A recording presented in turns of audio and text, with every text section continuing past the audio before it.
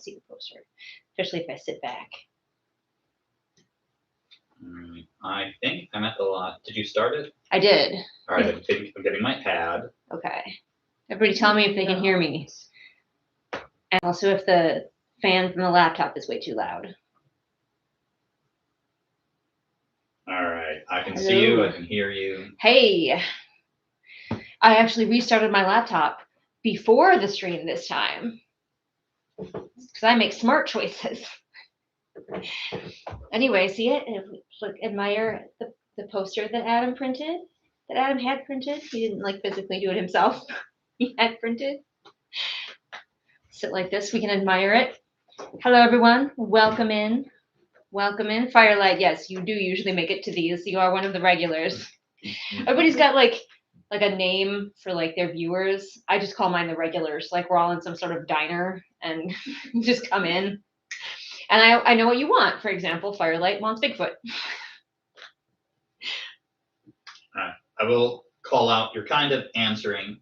Purple Pickle asks, is everyone else the normal crew? And so if you wanted to call out one or two of the new faces other than Purple Pickle. We do have some regulars in here, and we have some semi-regulars. Jess is here. Hello. Awkward Indie Author, we've seen you around these parts before. Firelight's our main, of course. And of course we have Adam on bass and Cassidy on drums over here. Hello. Helping us out, everyone. Say hello to my beautiful co-hosts. They're mostly just going to be keeping track of you at times when I am distracted. So, but welcome. In case you wandered in here off the street and don't know what we're about, this is the release stream for this book. Obviously, this is a why did I always forget the name for it? Name for what? The name for this type of, like, it's got the battle author royale. Like an author copy. What is proof? Proof. Yes, thank you. I can never think of the word proof. This is a proof, so the actual thing will not have that obnoxious strip across it. But yes, Song of Battle, adult sci-fi. We are here to release this bad boy. It actually went live earlier today. So some people, I saw in the chat, someone already had a copy. So like, yay, that's super exciting. But you can purchase your copy now, or you could potentially win a copy tonight because we're going to be giving away at least 2 copies, maybe 3. We'll see how we go. And also a poster for anybody who wants my sister's amazing artwork on their wall. Do you want to call out, interrupt you, and Sally Sue is the one who started reading, and they are also a fan of Broccoli, who was one of my favorite characters from the Alpha phase. Is he your favorite? I thought you just liked to make fun of him. So I don't. This joke started because I was struggling to remember his name at one point, and I'm like, I know it's a vegetable. Let's go with Broccoli. Yes, Adam, for anyone who's curious, there's a character named Kale, that's spelled with a C, and Adam calls him Broccoli because he can never remember the vegetable. Firelight asks, will AM3 Adventure Mage 3 also be chunky? Because in case you guys haven't noticed, this is chunky. Your copy probably won't be quite this chunky. I have made some adjustments to like margins and stuff, but it's still going to be chunkier than most of my books. And I don't know 100% because I'm still editing through it for the first time, but odds are good that Adventure Mage 3 will be chunkier than the other 2. Maybe not quite this beeftastic. Like, I had to take the font size down, or Amazon wouldn't print it. So that's where we're at. Oh, Broccoli, hell yeah. Yes, Jess, I also love my sister's art. She's so talented. And skilled. We need to stop saying talented. We need to say skilled because it's a skill that you have to learn. It's not just like something you're born with. Firelight says someone has to keep you in line, Adam. I don't know. I'm not quite sure what that's in reference to. Unfortunately, I can't report and block like fellow moderators from the channel. I checked immediately after Adam's comment. What did you comment, Adam? I missed it. Keeping track of you, so behave yourself, Firelight. Uh-oh. Adam and Firelight, and they're definitely very real and 100% vicious feud that they have going on. Yes, Sally Sue, my sister made the cover, my much younger sister actually, where I put all my points into write book. she put all her points into make art. And so, yes, she is my cover artist for many of my books, not all of them, but many of them. And so she made this cover all with her own 2 hands. All right, Julian. Need to test something for a moment. Mm-hmm.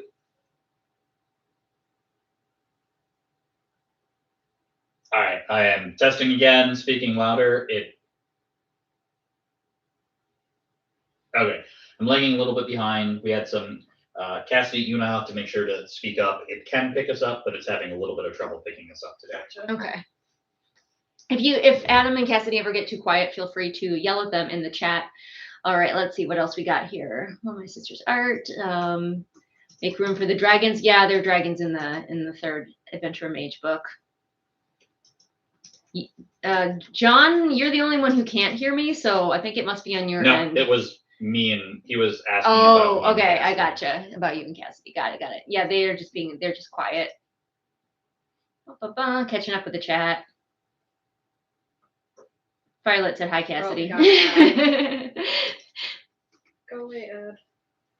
I mean, this is the perfect time for your cat to curl up in your lap and watch along. Cats have great taste, and so they will be watching this release stream. So I thought I would start out while people are still filtering in and getting comfortable and getting to know each other I'm going to draw a picture of one of the characters, and then after that while I'm doing that, we can start the AMA, and then after that we'll chat a little bit, and then I'll go into a reading of the book, and then after the reading we'll do a book giveaway, and then more chat, another reading, another book giveaway of a very special book, which you all will be excited to win, I'm sure. So look forward to that. And also your very own poster. And then after that, we shall see how we are feeling. If we're having a rollicking good time and there's loads of people, we could do a 3rd reading and maybe another book giveaway. If we're winding down, we're winding down. So that's the plan for tonight. But I'm going to start out by drawing one of the characters. Not as Bigfoot Firelight, I'm sorry. All right, so you guys are now, I'm leaving you in the capable hands of Cassidy and Adam at the moment. So feel free to throw any questions you have into the chat. John, I will ask for clarification on the question you threw in. Thanks for that question. You asked, what is your inspiration for your new novel? Are you asking for the one that she just finished, or are you asking for or that she's just publishing, the one that she's editing, or the one that she's writing, or the next one? Like, where does she look for inspiration in general when she's like, what do I do for my next one that I will write?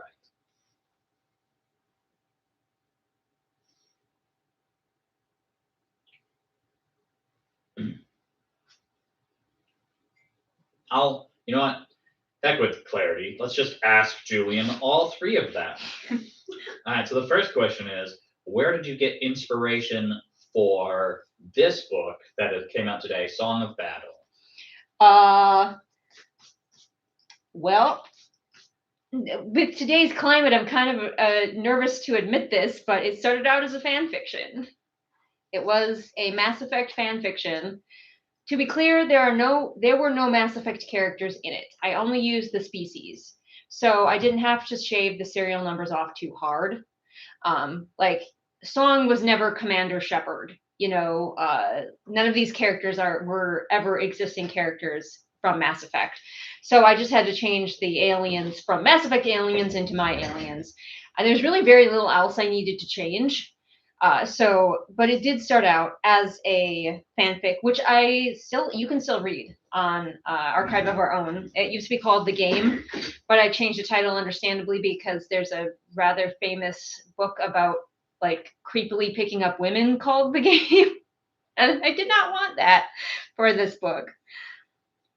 So, but yeah, that was the original. I just wanted to throw a bunch of Mass Effect aliens, basically, into a gladiatorial arena, watch them fight.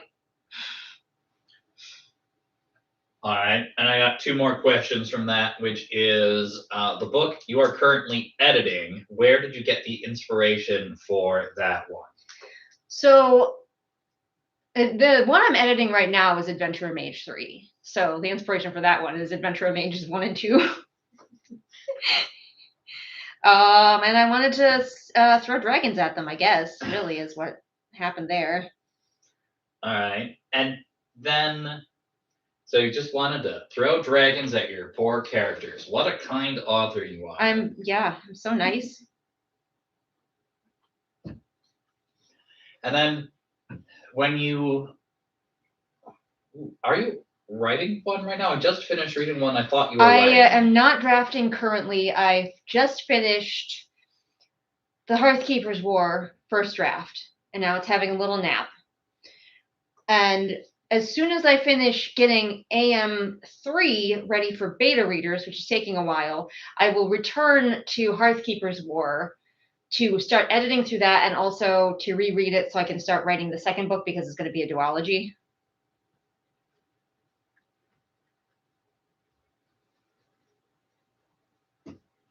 All right, so not currently writing. Not currently drafting. Yeah. Drafting.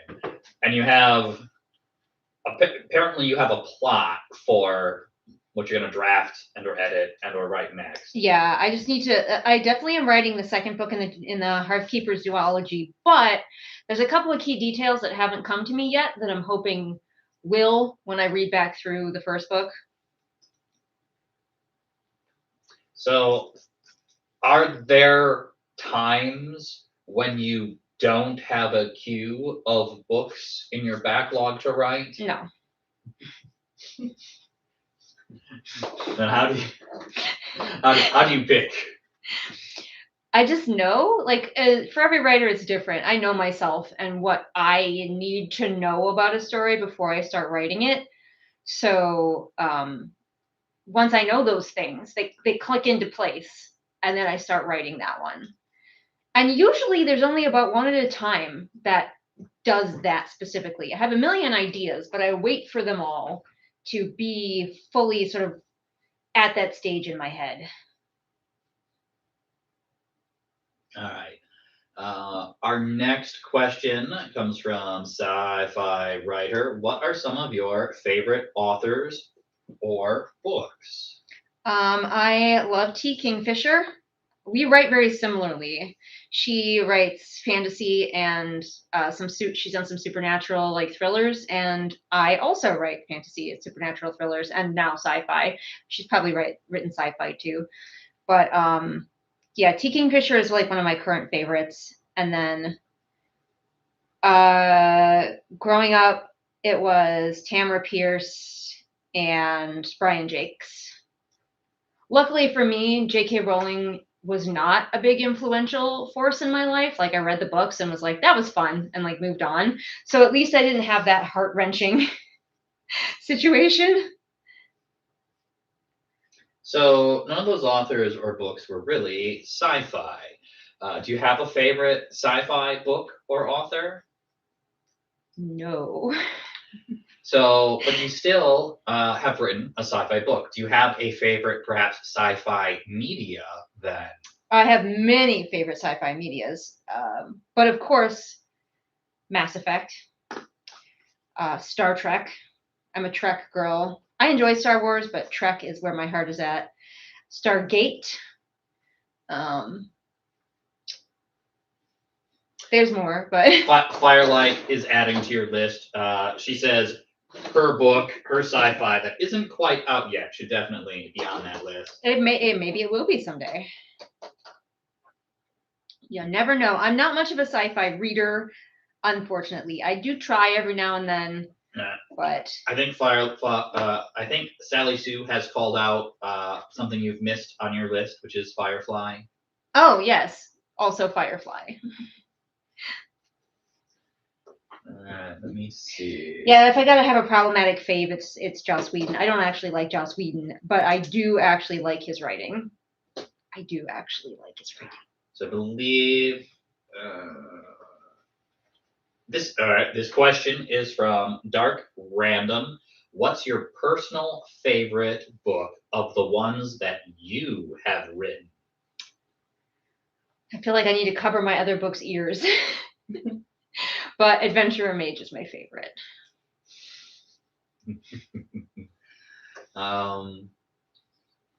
Can you share why Adventurer Mage is your favorite?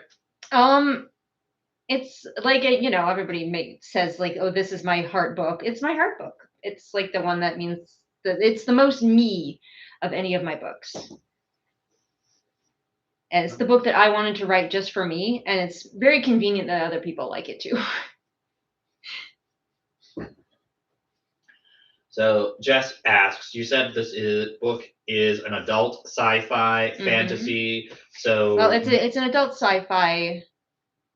Yep. Full stop. Not All right. fantasy. So not a read aloud for the kids like the Adventurer Mage series? No, I would not read this to the children. A lot of kids are gonna have to get real cool with a lot of stuff real fast. There is no sex in it, but I'll read you the trigger warnings before we like really kick off, so that you understand like what is in it. Sorry, it's taking me so long to do this drawing. His pose doesn't want to work.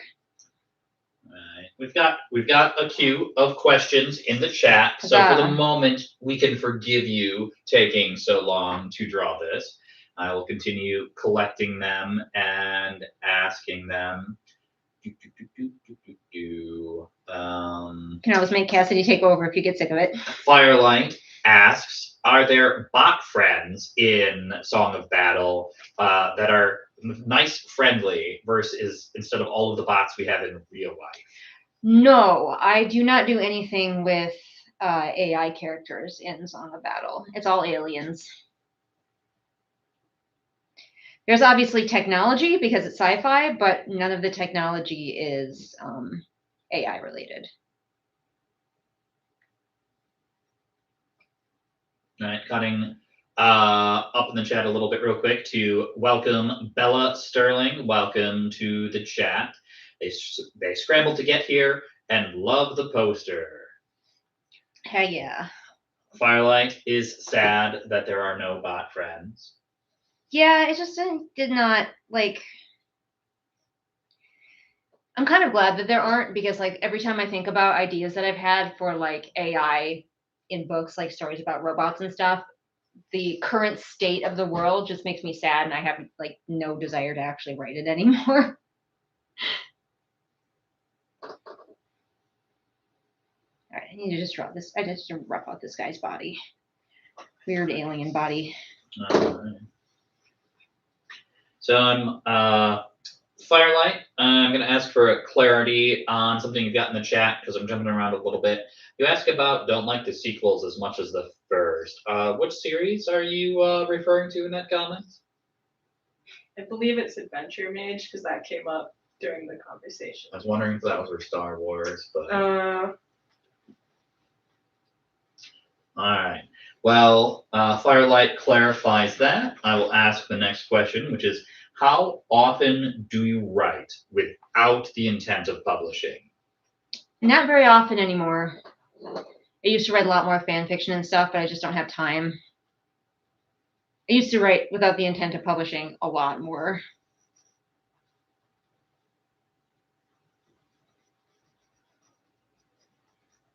I think the last time I did it, I wrote 2 short fan fictions for the latest Dragon Age game.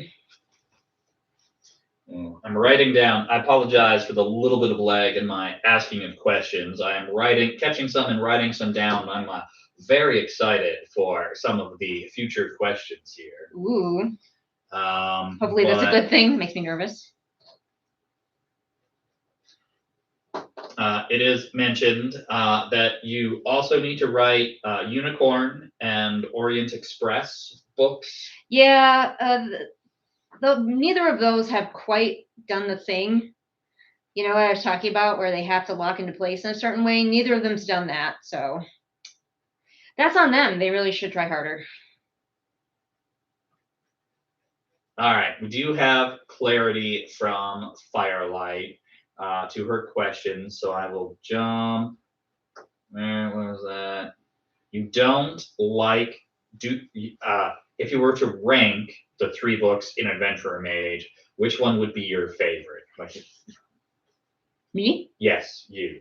I think the first one has to be my favorite, but I'm still actually going back through the third one So I don't know if I could rank it against the second one because I'm kind of reminding myself of the story overall, tipping me down there. So the to be determined, but at the moment, the first book still remains your favorite from the Adventure Mage series. Yes. And they're kind of combining that with an earlier question. Is Adventure Mage series the favorite series of yours that you've written? And like they're like 1, 2, and 3, and none of your other books would like outrank them? Or is there another book you've written that might be like third and bump out one of the 3 Adventure Mage novels? That's a long question. I'm not really sure how to answer that. Is Adventure Mage books your top 3 books that you have written of yourself? I don't know. I've never thought this deeply about like which of my books is my favorite. All right. He doesn't know. We've stumped the author. Yep. Excellent. I'd like to everyone. point out that stumping question was Adam's question. Adam has stumped the author.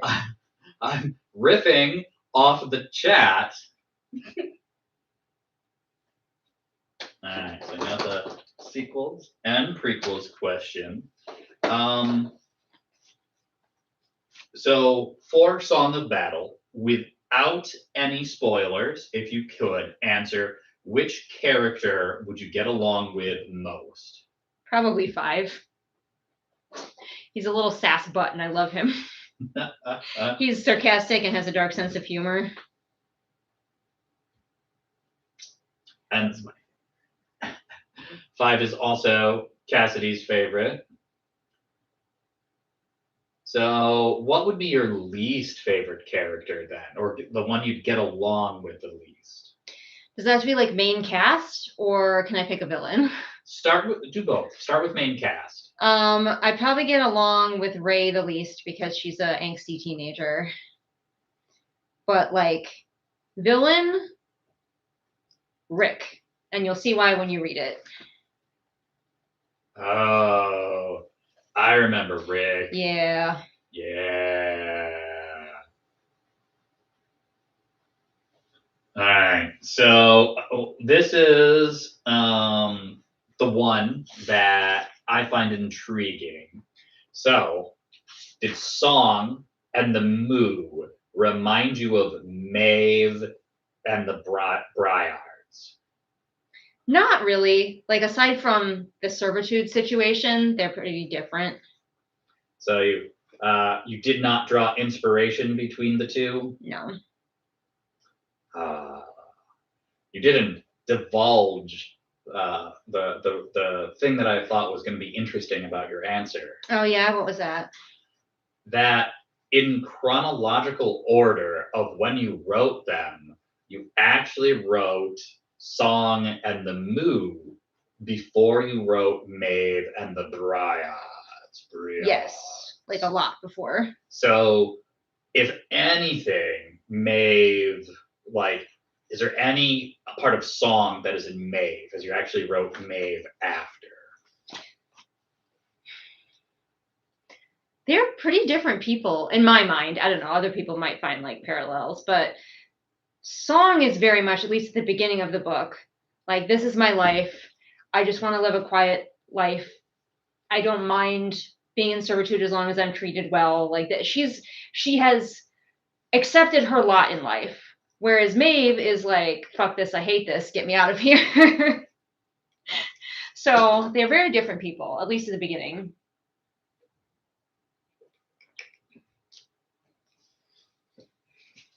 It has been a while since I have read Song of Battle, but thinking about it, do you think Song is one of your most confident main characters, POV characters that you've written?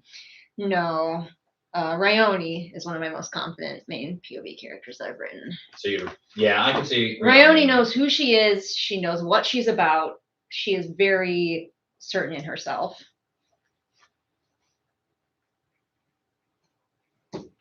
All right, here we go. Here is, I had not drawn the alien species that enslaves our heroes in a long time. So here they are. I don't know how well you can see them. But these are the Mu. Yes, it's pronounced that way. Although if you want to pronounce it Mew, you're allowed to do that as well. Not wrong. There's no wrong way to pronounce that. But, yep. These motherfuckers. I want like to say they're cute. They're cute until they're enslaving you. All right, third time's the charm. Want to say welcome to Bella Sterling and Trope Trinity, who have joined the chat. Oh, hey, Trope Trinity. I haven't seen you in a really long time. I will throw Bella's question out there real quick, which is she asks, "Do you have a favorite character in the book?" Which is a little bit different than which was asked what Which one I characters would you get get along along with. So do you have a favorite character in the book? It's probably still 5. Or Song. I really like Song. I'm one of those people who's like, my main character should be a character that you can have as your favorite. Where so many books are like, the main character is just a stand-in for the reader, and then you pick your favorite from the side characters. But I'm like, no, I want you to be able to like my main character too. Hey, Trope Trinity saved the date for this. That is amazing. You win. I don't know what, but you win. All right. All right, I've got some old questions to catch up on. Okay. I can save them. I should go through them real quick. So we asked the Song and Moo. For your world building for Song of Battle, did you do any research for it? And if so, what was it like? No.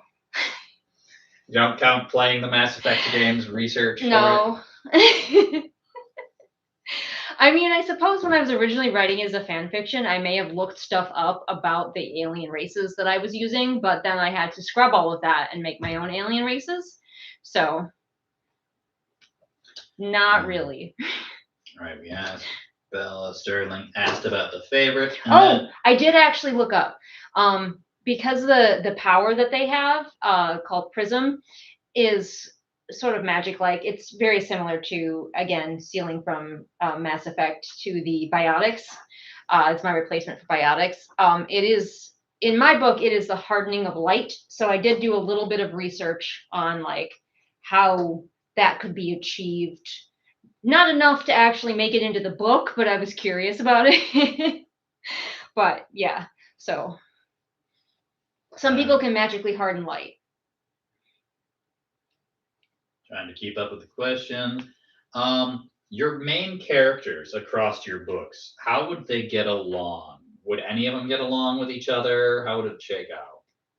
There's like way too many main characters, but I think that in general, I think they would get along because they all tend to be scrappy underdogs. So I think they would all find common ground in their scrappy underdogness. All right. What does your shirt say, by the way? It says strong female character. All right. All right. Are there cows in the book? No, there are not cows. And Moo is spelled M-U-U, which is why you can pronounce it Mew if you're embarrassed to say that they're called the Moo, but that is what they're called. Is Song of Battle a one-off book, or is there going to be a series? It is a one-off. It is not part of a series. No intention to continue with this one. And then, do you ever hear songs or music as you write your scenes, or do you have a soundtrack for the book? I usually have soundtracks from my books. I think I have a Song of Battle soundtrack on Spotify. I can't remember. I definitely have one for the Adventure Mage series. That one's huge. But I do have theme songs for most of my books, and the theme song for this one is Sign of the Times, which I feel like people are going to think I stole from the movie Hail Mary. Yeah, they're going to think I stole it, but like that was the theme song for this book way back when it was a fan fiction. So they stole from me for their sci-fi movie. So Firelight is showing off their top fan cred here because they're calling out Adventurer Mage was based on the characters in that one scene. Yep. It was based on the beginning of a movie called Adventurers something, The Curse of the Midas Box, which is awful, but you should go watch it because it's hilariously awful. You will laugh. Did I miss? Yeah. I'm getting a nap. Since Adam skipped ahead. Firelight did ask if Song of Battle is a musical. Yes, 100%. Everybody breaks into song occasionally. And then There is a song in it. So that's fun. Trope Trinity does ask, what is your favorite trait of Song? She's actually a really capable leader. She just doesn't like acknowledge it at the beginning, but one of the themes I really like to explore in my books is women as leaders, and Song is a really strong leader. Even at the beginning when she doesn't know that about herself, she just is very capable. Cares about her people. Per Pickle, if I feel like I might have missed one of your questions. If I did, go ahead and throw it in the chat again. I apologize. We do have another question from Firelight. Which character in the main sci-fi cast here could beat Rayone in a fight? Brute. He's a giant dinosaur alien. He could win. But honestly, he and Rayone would be friends. Like they'd maybe like start out trying to fight and then they start talking and they'd just be friends. Trope Trinity is curious. She heard that you changed the name from the game to Song of Battle. How did you think of the name Song of Battle, or what inspired you to like pick that specifically? I don't remember because it was a long time ago when I decided on it. Obviously, the main character's name is Song, and there are battles in it, so I think that was involved. I didn't want to have to change it, but I knew that would be a good idea to change it. Trope Trinity calls out, but Rayone beat giant lizard monsters, though. She did, but not dinosaur aliens from space. And then I think I've got the last question for now from the chat, and then we can go to our first reading. Okay. Do feel free, if you have questions that come up, especially if you have questions inspired by the reading, continue to throw them in the chat. We will collect them. I don't know if you can share this without any spoilers, but are there any LGBTQ characters in this book? Yes. Lots. I can tell you right now, I'm not going to tell you everybody, but Song is bisexual and 5 is asexual. So it's probably why I like 5 so much. Yeah. Trope Trinity likes the name Song of Battle more than the game, to be honest, anyways. I get very attached a lot of times when a title for a book like comes to me. I get very attached to it, and like I hate changing it, and it takes me a really long time to be like okay with the new name. Like I'm still a little annoyed. All right. Even though I went to the bathroom right before I started this, I have to pee again because I'm hydrating quite well today. So I'm going to go do that, and then I'm going to come back and read a chapter. Feel free, or not a whole chapter. I'm going to read a segment to you, but feel free to continue to ask questions while I'm doing that, and Adam and Cassidy will keep you entertained. Go entertain them, Adam. Oh.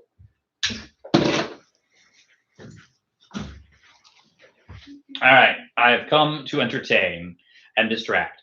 First, Sally Sue, careful spoilers. Though you are definitely earning points by having started the book already, not everyone in the chat has, so do be careful with your comments. I will then, as is my habit, I have a drink today as we open her. What are we doing again today? Wow, brain fart. The book release? Book release. Thank you, Cassidy. Today's drink in my beautiful stein is, wow, I'm having a bad day for remembering stuff. New Glarus Brewing Company, a local Wisconsin brewery, and it is Gravity Box. Not New Glarus. No, this is New Glarus. Oh. And this is Tail Wagging, I think is the name of this particular drink.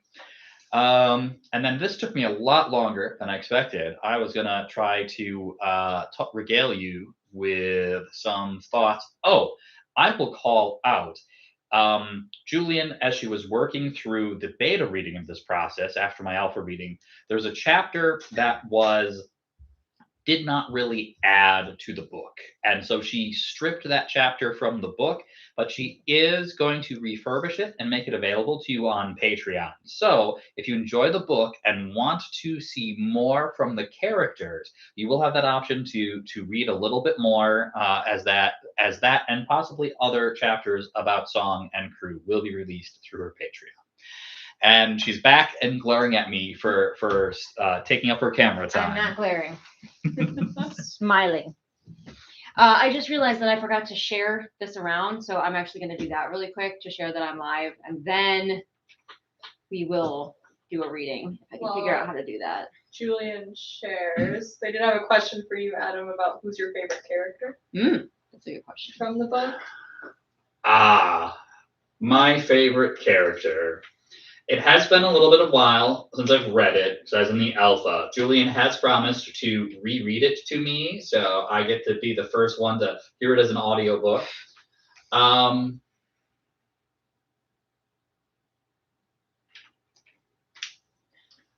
do think Kale was one of my favorites, and I'm just pausing to think through them all.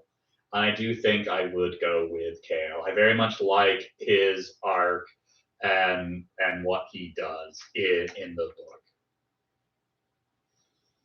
I'm trying to say if I can give anything away without spoilers, but I think I should hold off on that. And my shirt is the Planetary Society shirt for this year because I'm an optimist and like to support their initiative, which is both educating and advertising for space ventures.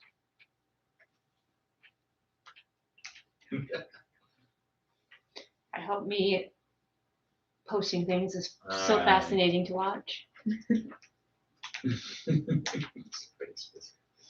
Space wizard.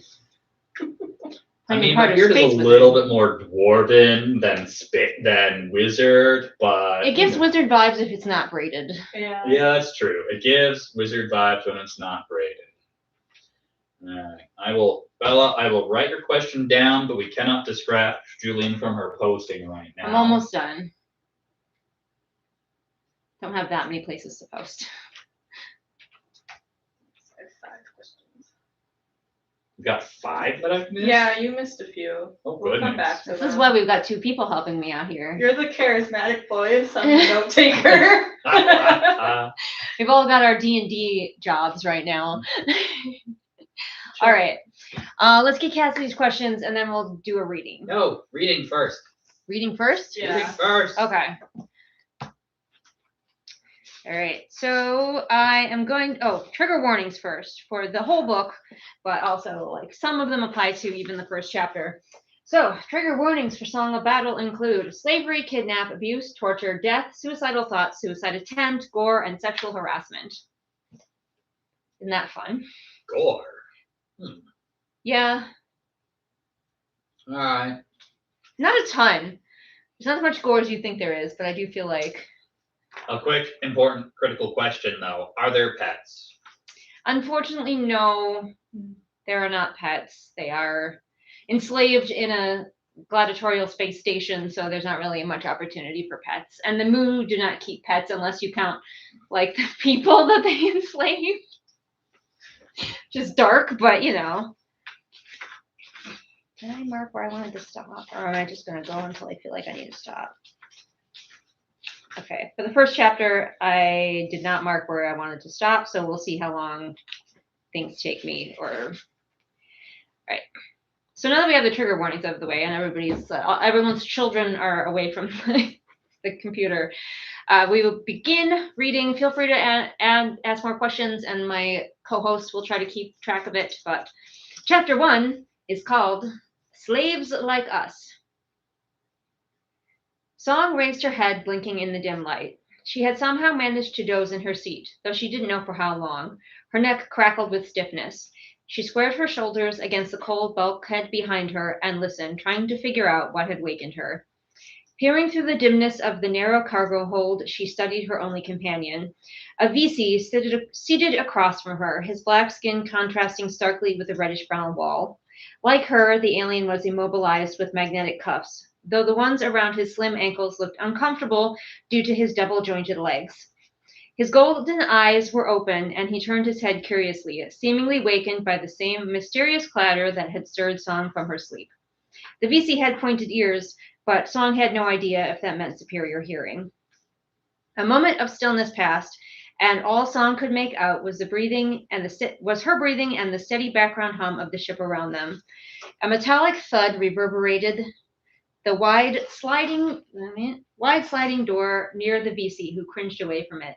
The door squealed unwillingly open, and 3 figures appeared, the light behind them momentarily blinding. Blinking furiously, Song recognized 2 of the figures as Riki slavers who had thrown her into the cargo hold. Between the bipedal insectoids, a 3rd figure struggled. After more squinting and blinking, she could make out a human male twisting and attempting to throw punches. He was cuffed and hobbled, though that deterred him very little from his pointless squalling. Song curled her lip in disgust at his ridiculous display. The new human was well-muscled, with a sloppy brush of freshly shaved black stubble on his scalp. Song wondered dispassionately when he had been captured. If she had to guess, he had probably been traded over from a slave catcher, and even they only took able-bodied adults when the situation presented little threat. This man must have been alone and far from home. Stop struggling, snapped one of the Riki in a tone that implied that it wasn't the first time he'd said it. His Galaxy common was accented with clicks and smacks as his mouth parts struggled with syllables designed for species with tongues. The slaver gripped the struggling human with both his primary and secondary arms as the man twisted, attempting to jerk free. This will go much easier for you if you behave yourself. Look at these 2. The first Riki used a secondary arm to gesture at Song and the VC, who had already put his head back down as if in slumber. The struggling man didn't reply, but attempted a double-footed kick as he was slammed onto the metal bench beside Song. His attack was thwarted when the second slaver magnetized the man's hobbles, so his feet slammed to the floor with a solid clunk. Song winced and settled her face into a practiced neutral expression. There, the first slaver sighed, patting the man's head patronizingly. A twitching antenna betrayed his annoyance that he couldn't show in his gray, domed eyes. Now you sit still and be good. We'll soon have you delivered to your new owners. The man bit at the Riki's hand. Both slavers let out the unnerving, chortling series of clicks that passed for laughter. Fighting spirit. Good. Exactly as requested. The client will be pleased. They walked out, still clicking readily to one another. The door slammed shut with a hiss and a clank, leaving the slaves in the semi-dark. Song let her chin fall back to her collarbone for sleep when the man beside her spoke. I'm Cale Blake. What's your name? His voice came out breathy and ragged but friendly. Maybe he assumed making allies would get him out of this situation. This transition was going to be tough for him. She considered him for a moment before answering. Song. Song? Just Song, like the noun? He raised a thick eyebrow. The moon named me. They're very literal, and you can usually tell a career slave by how they're named, Song explained. This Cale was definitely brand new. She'd seen firsthand how tough the adjustment to this life could be for adults. That was why most slavers didn't bother with them. She glanced at his well-muscled arms, especially not ones as fit as him. There's no such thing as a career slave, Cale snorted. That's what they call us. The VC raised his head, eyeing the humans. Most of us were born into slavery or taken very young. Cale peered back and forth between them. So you've both been slaves your entire lives? How's that possible? Doesn't the collective know you're out here? Slavery is illegal. Song flicked her gaze towards him under heavy lids. I think I was born on a human colony, but I've been a slave as long as I can remember. She shrugged and tried to settle herself again, but the wall behind her was frigid, and every muscle complained from sitting in the same attitude for hours.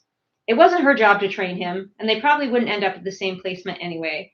Likely they were headed for an auction house, and she'd soon be rid of this fresh annoyance. The newcomer wasn't finished. What's your name? Cale addressed the VC. I'm called 5, the slim alien answered. And before you ask a foolish question, yes, that really is my name. So why does Song get a noun and you only get a number? Cale squinted across the narrow cell.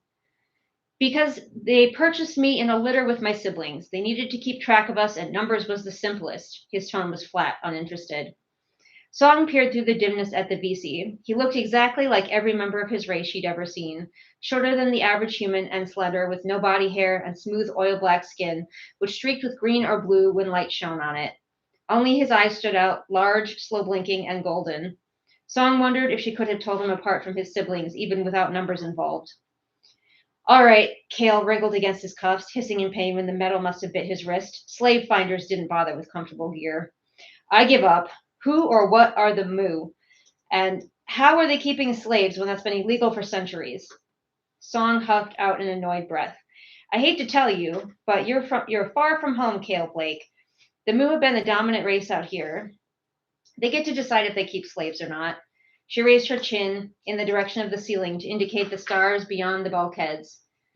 Out there, you mean Nova space? What? We call the space beyond the collective control Nova space, Kale said, eyes wide, searching, as though he might spot a way out if he just looked hard enough. Poor idiot. If only she wasn't shackled, she could turn away from him. And the collective are, Five cocked ahead. The alliance of humans, Venetressa, and Nar. Song gave the barest of shrugs, likely imperceptible to her fellow prisoners. There's no alliance out here. Only the Mu. What were you doing in Nova space? Five asked. Humans colonized the rim. I was on a supply run. I work for a completely legal shipping company, Kale said as best he could, squaring his well-muscled shoulders. I don't belong out here. Song couldn't help but let out a faint snort of amusement, though none of it showed in her meticulously schooled features. You both seem very calm about this. Kale licked his dry lips, breath still coming too fast. Song was close enough to feel each panicked gasp. She couldn't recall a time before her masters and her life of servitude. She had been well treated in the first home after her training. She had heard horror stories of mistreated slaves who knew enough to be glad of her existence thus far. What else would we do? She met the man's eyes with her deep brown ones. I don't know, Kale sounded annoyed. Anything you wanted? My masters gave me free time, she countered, certain that that wasn't the answer he was looking for. What do you do in your free time? He asked, what do you do in your free time? I play games of strategy with some of the other slaves. Not that it's your business. Why am I still talking to this man? As soon as they reached their destination, she'd never see him or the VC again. Yet the words kept coming. Perhaps it was a good way to pass the time, to prepare this unlucky fool for what lay in store. I worked as a house slave, extensively trained before my first appointment, and only being placed when I was in my teens and well versed in Mu language and culture. I was to educate and care for a Mu child. I'm told when I met my new masters, they asked me what talents I had, and I burst out singing, hence my name. I must have been very nervous that day, but happy to finally have been placed with a family. Kale stared at her, mouth agape, as though she hadn't been speaking Galaxy Common the whole time. The urge to glare back at the newcomer was strong, but Song pressed her lips together and faced forward, leaning her shaved head against the wall and closing her eyes. There wasn't any use talking to this uneducated man. She'd given him enough to get started. The rest of his life was none of her business. Kale stared at them both with unconcealed panic etched onto the shadowed planes of his face. His tone was still too light, disbelieving, as though perhaps this was a dream he could wake up from. Can you at least tell me where we're going? Are we going to be house slaves, toil in a mine, work on a farm? What? Song didn't answer. The Mu matured quickly, and the little girl Song had taught had grown into an imperious young adult who had no more need for a nursemaid. Song had assumed she would be given a job around the household, but instead she found herself on the auction block, looking as though years of her faithful service meant nothing. And perhaps they didn't. The Mu were a practical and impersonal people. Song had good friends amongst her fellow slaves, bonds bordering on familiar with some, but for the Mu, relationships were a thing of necessity rather than emotion. They became mated pairs to better their stations or to pass on superior genes. The relationships of slaves were seen as frivolous and even repulsive to their masters. Yet Song had always thought that she and young Aisla had shared some kind of bond, something that could have coaxed the girl to speak on Song's behalf when the slavers came knocking. Instead, she'd been shoved out the door with nothing but the clothes on her back and the cuffs on her wrists, to do the one last thing for her masters, fetch a good price. Distantly, Song was aware that her two companions were still talking in low tones. Her mind was overcrowded with the faces of her fellow slaves when they had said goodbye. Her dearest bright eyes, that goodbye had been the hardest. As Song envisioned her Nar's angular feline face with the sparkling gaze, the slave ship gave a lurch and there was a distant clanging rattle. Song's stomach tried to launch itself past her ribs with the motion, and she winced. It was only with years of practice that she kept her arms loose enough that the cuffs didn't cut her. We're docking, Kale leaned forward, tugging against his bonds. Song wondered how he knew. Shortly, the Riki were back, clicking their mouthparts and holding the remotes to release the magnetic cuffs. They walked with lanky, long-legged stride she might have found graceful if Song could draw her gaze from their grotesque, shapeless torsos or bulbous, unblinking eyes. The last time Song had interacted with the Riki had been when she was a child, presumably plucked from her home amongst the humans and transported to the stars. She could barely remember anything but the wild, distant fear, almost like a forgotten nightmare. All right, I think I might stop there for this reading. Okay. We should give you a moment to catch up with chat and comment on anything you want there. While they do that, this first drawing is for people in the US. We are going to send. This one is for worldwide. Thank you for the clarification. This one is for everyone. This can be worldwide. So if you want a chance at winning the copy, free copy of the book, go ahead and press !enter in chat. It won't actually do anything, but Cassie and I will keep track and write it down. Right, you guys got that? All right, I will catch back up with the chat myself here as you guys enter that. I probably missed a lot. I will scan back to try to give you a hint. If you catch up on where they're commenting about me and my shirt, you came in just after that, and that's a good point to kind of see. Okay, I remember pets.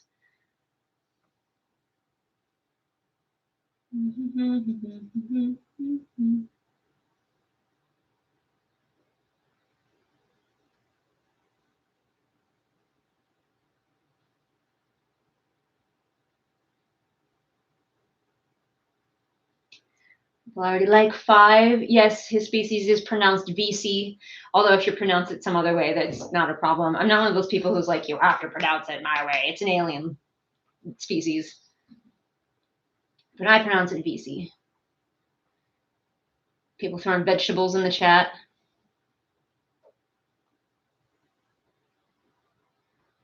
Okay, there's where Adam left. Awesome shirt. How did I think Kale was an alien all this time? I do not know. He's been a human the whole time. That has not changed.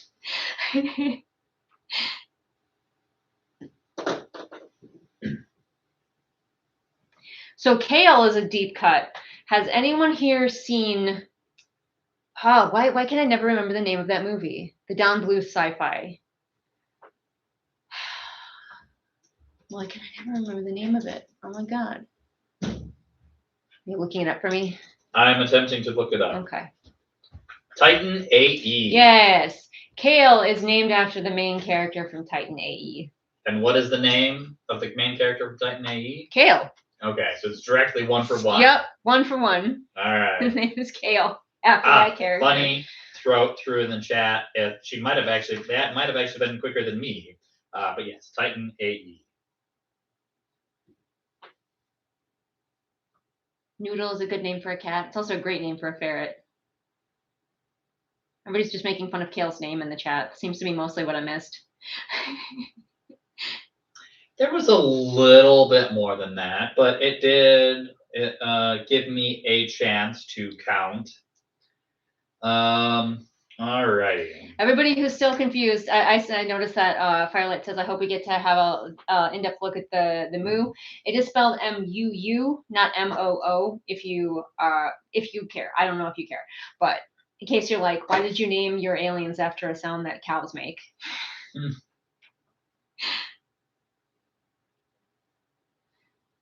And we do get to see more about the Moo. I wouldn't call it an in-depth look, but we find out more about them.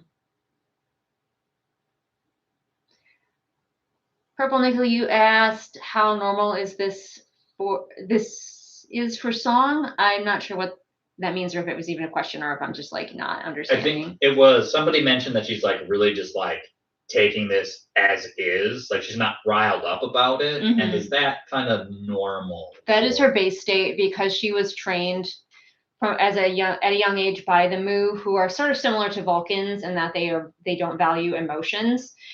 She was trained to be very emotionless and to just handle everything. And so she also has you'll see as you read that her internal voice is very angry, but she doesn't like show it on the outside. And we didn't really get to see any of her aggressive internal voice in that section that I read. The Riki are another species. They're the bug species. There are a lot of species in this.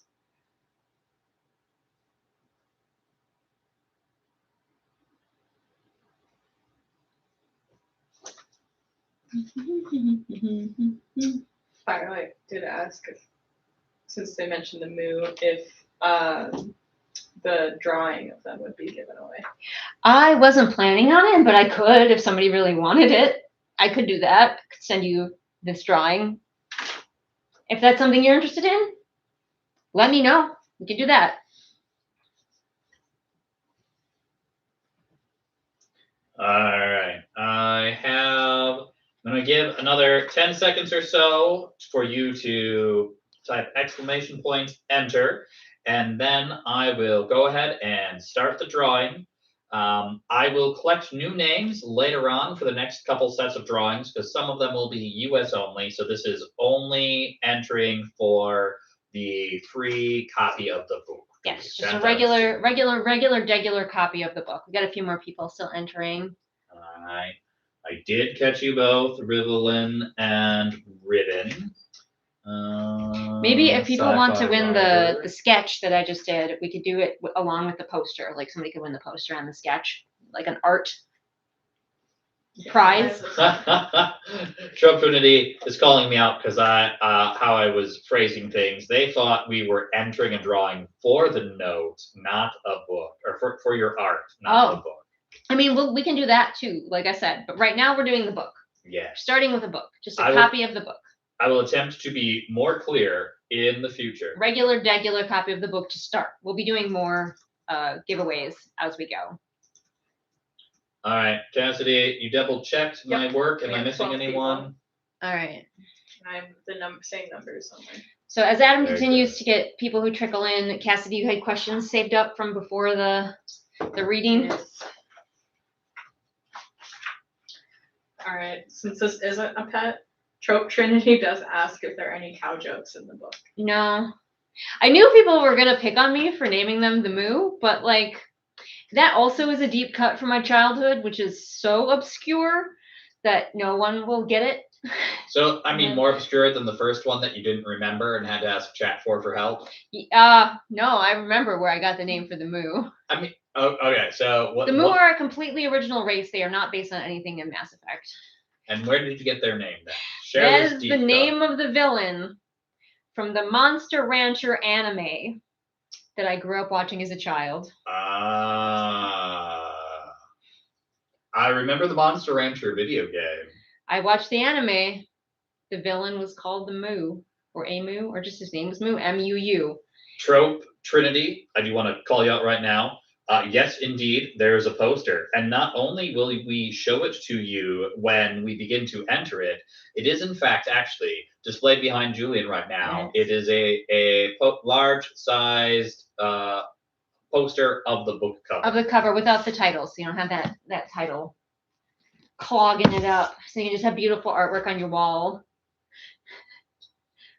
Oh man, somebody knew that the Moo was from Monster Rancher. Yes! My people, I have found you. That's where it came from. And I'm like, people are going to make fun of me for this, but I don't care. I'm committed now. They're going to think it's cows. It's not cows. All right. Do you wish to, I haven't had any new members into the drawing. Do we want to do the drawing? Cassidy, still, how many questions did you have saved up? 2. 2? Okay, we'll do those and then we'll do the drawing. Firelight asks if there's a lighthouse in the book. No. I feel like I'm missing a reference with that one. Condensed light. Oh, hardened light? Hardened light, yes. Okay. That is how the holograms are made. More hardened light. And then Belle Sterling asks if you had to live in the worlds of one of your books, which one would you pick? I could just cheat and say second floor because it's set in our world. I just go back in time because it's set in the 2010s. But other than that, probably Adventurer Mage because it's Victorian era and I could have magic. All right, we've caught up with all the questions. All right, let's see. I hate the spelling of this. I'm a horrible typer. So Lunar Muse asks about Monster Rancher. Mm-hmm. Is that the same game as the one where monsters came from discs? Yep, you can enter any like music CD into your PlayStation and a different monster would come out of it. It was great. It was so good. That's so cool. All right. Are we ready? Everyone, imagine the drum roll in your heads as I do the drawing from our winner of the first book is. Do I want to do their full name? I have to find them so I can be their full name.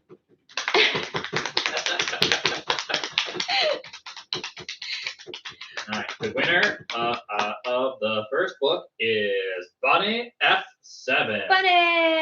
Bunny's one of my regulars, so I'm so happy that you win the book. Yay! So what you're going to do, Bunny, is you're going to message me on one of my social medias, whatever one you want to. Send me a message with your mailing address so that I can send you the book, right? So obviously don't put it in the chat. Message me anywhere, Threads, Blue Sky, I think you can do messages now, Instagram. I am on Twitter, but I don't check it very often, so like Twitter is the last resort. I just keep it. I don't know why I guess I keep it in case people need to message me and they only have Twitter. But yes, so find me some way, somewhere, say I won the book and give me your mailing address and that book will be headed to you. And don't worry, there will be other chances to win things coming up as we continue through our evening.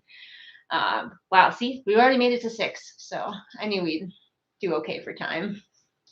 Yeah, but this is, in theory, the time for the second reading if you wish to begin the second reading. Well, we're going to do slightly more chat and questions if people had them, and then the second reading. All right, so chat, please feel free to throw any questions in, and I will distract Julian with a question or two of my own to give you a moment to think of yours and throw it in there. As you were writing this book, I don't know if you can remember that far back, were there any moments in which you struggled or like came close to a writer's block? This one was a fan fiction, so no, not really, because I could just kind of write whatever I wanted, which is why it's so long.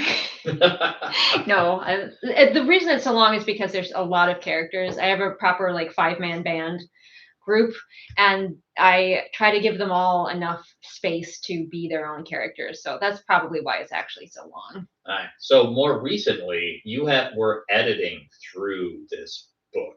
Mm-hmm. What did you struggle the most with or get frustrated the most about during the editing process? I had to change because I had written it years ago, and it was all done. Like I had it baited, I had it professionally edited, but going back through it before publication, I did have to change the voice because my authorial voice has changed and evolved since I had written it. So I went through and added, just tweaked a lot of sentences to be more in my current authorial voice. And also I gave Song a little bit more of an internal monologue because that's something I really like doing now. Instead of writing, what's going on, she thought, I would just go, what's going on, in italics so that you know that it's a thought. But I do that now. So I don't know if anything frustrated me. It was just a lot of little fiddly tweaking to bring my voice up to date with this book. Cat is still in the box over there. All right, Cassidy, do you have a question from the chat? I'm sorry, I'm overheating. There's two. Sally Sue asks, what's your favorite tea? Tea, I like I think it's Harney and Sons Sweet Cinnamon Sunrise. That's my favorite tea. All right.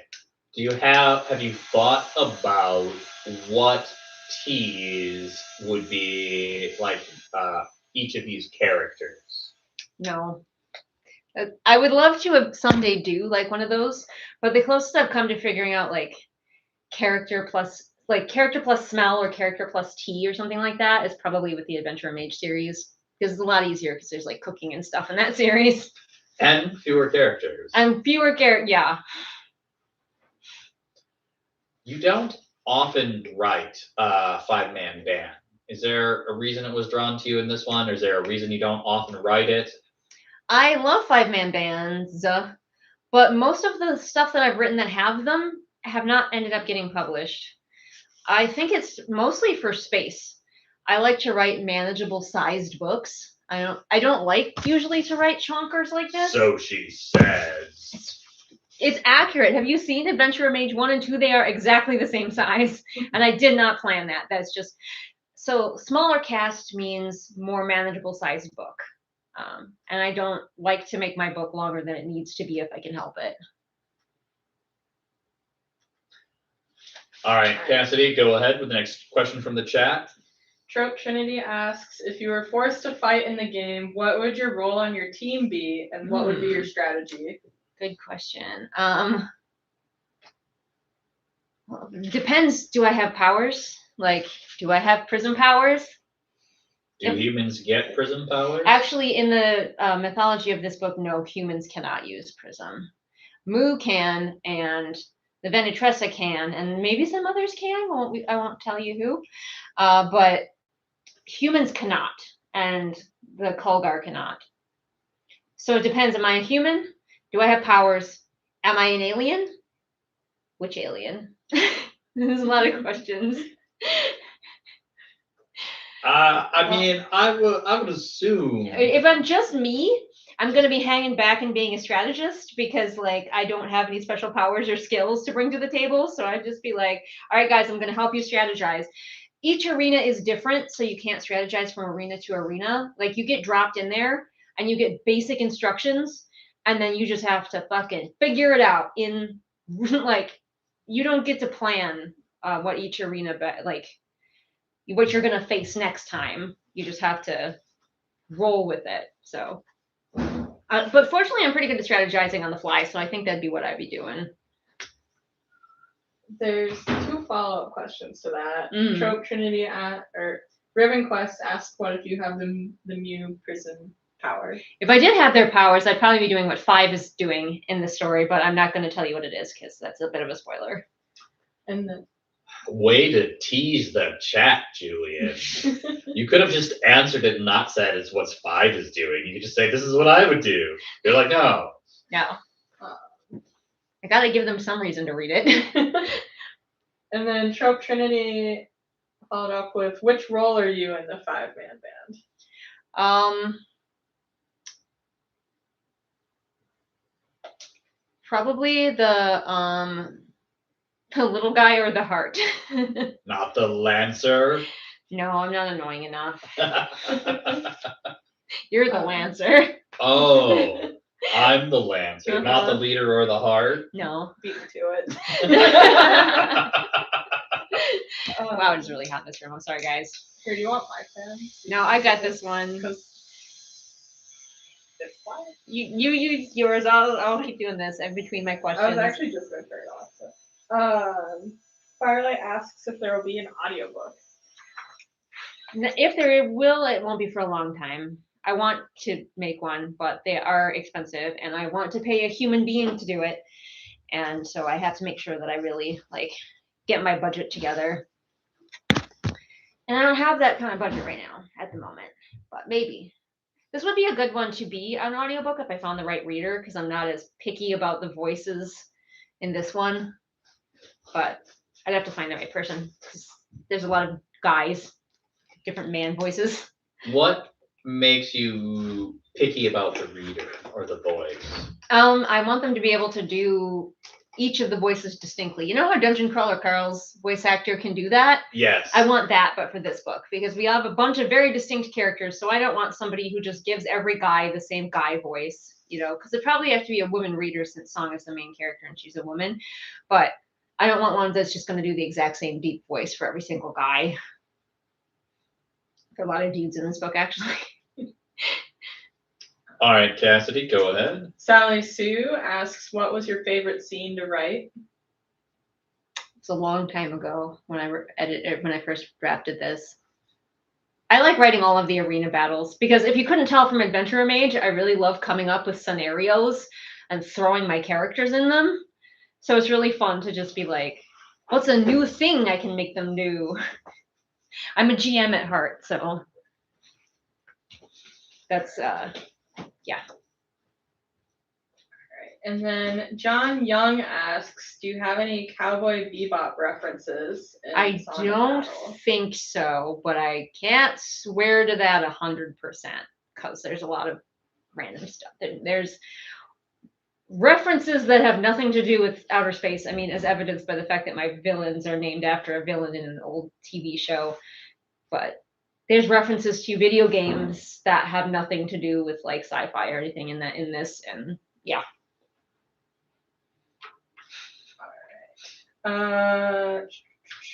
Firelight asks, if you had to fight one of the MCs in Song of Battle, which one are you most likely to survive against? 5. Yes, he's 4 feet tall. He could hide from me though. Everybody else would kick my ass. Per Pickle asks, do you ever have dreams about your books, characters, or worlds? Yep. I don't come up with things from dreams. Like, I don't know. So many authors are like, I had a dream and I knew it had to be a book. That has not happened to me ever.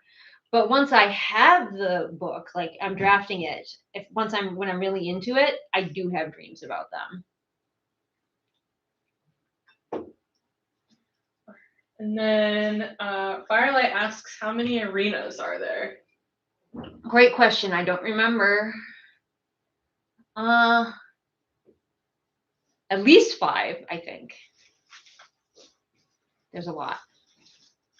I put them into the arena a lot of times. More than are included in this copy of the book. Yeah, indeed. There's That's an true. extra one that exists out there in the world that I have to fully revamp. That will be on picture. Trope Trinity asks, I assume you, but what type of alien would you want to be from your world?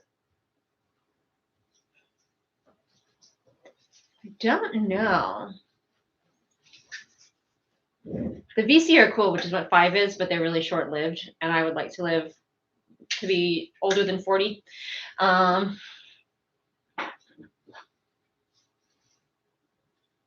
What would I like to be, Adam?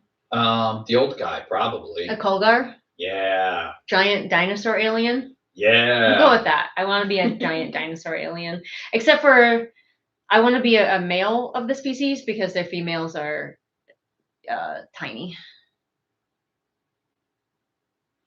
For reasons the book will explain.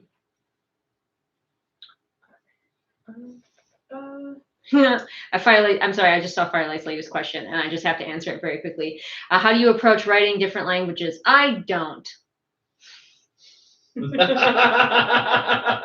somebody speaks another language, I just tell you that they're speaking in another language. I don't write it out. Because I am Tolkien, I ain't. So like later when Song speaks to the Moo in their own language, I just tell you that that's what she's doing. Firelight's asking if I'm the leader of the 5-man trope. I doubt it, but I actually have no idea what the... You could be the big guy because you wear armor. Oh, yeah. Yeah, and the big guy and the techie are often paired up together, so that would be perfect for us because you wear the armor and I do the stab, and it works out well. You're not the techie. I said I would be the techie or the heart. Did you say techie? Well, the techie or the little guy, it's the same guy. It's the same guy. It's the same archetype. You're right. Yeah. You're right. So that means we are missing a heart. Who's our heart? Depends on which scenario you're talking about. Are we just doing ACW for shorthand? Or friends that we have in our lives. We're also and a leader. Yeah. Oh, so Firelight said Nigel is the heart, and I think that's correct. Otherwise, if we're thinking ACW, Fezzik. Yeah. is the heart. Like he seems like he'd be the big guy, but he's not actually.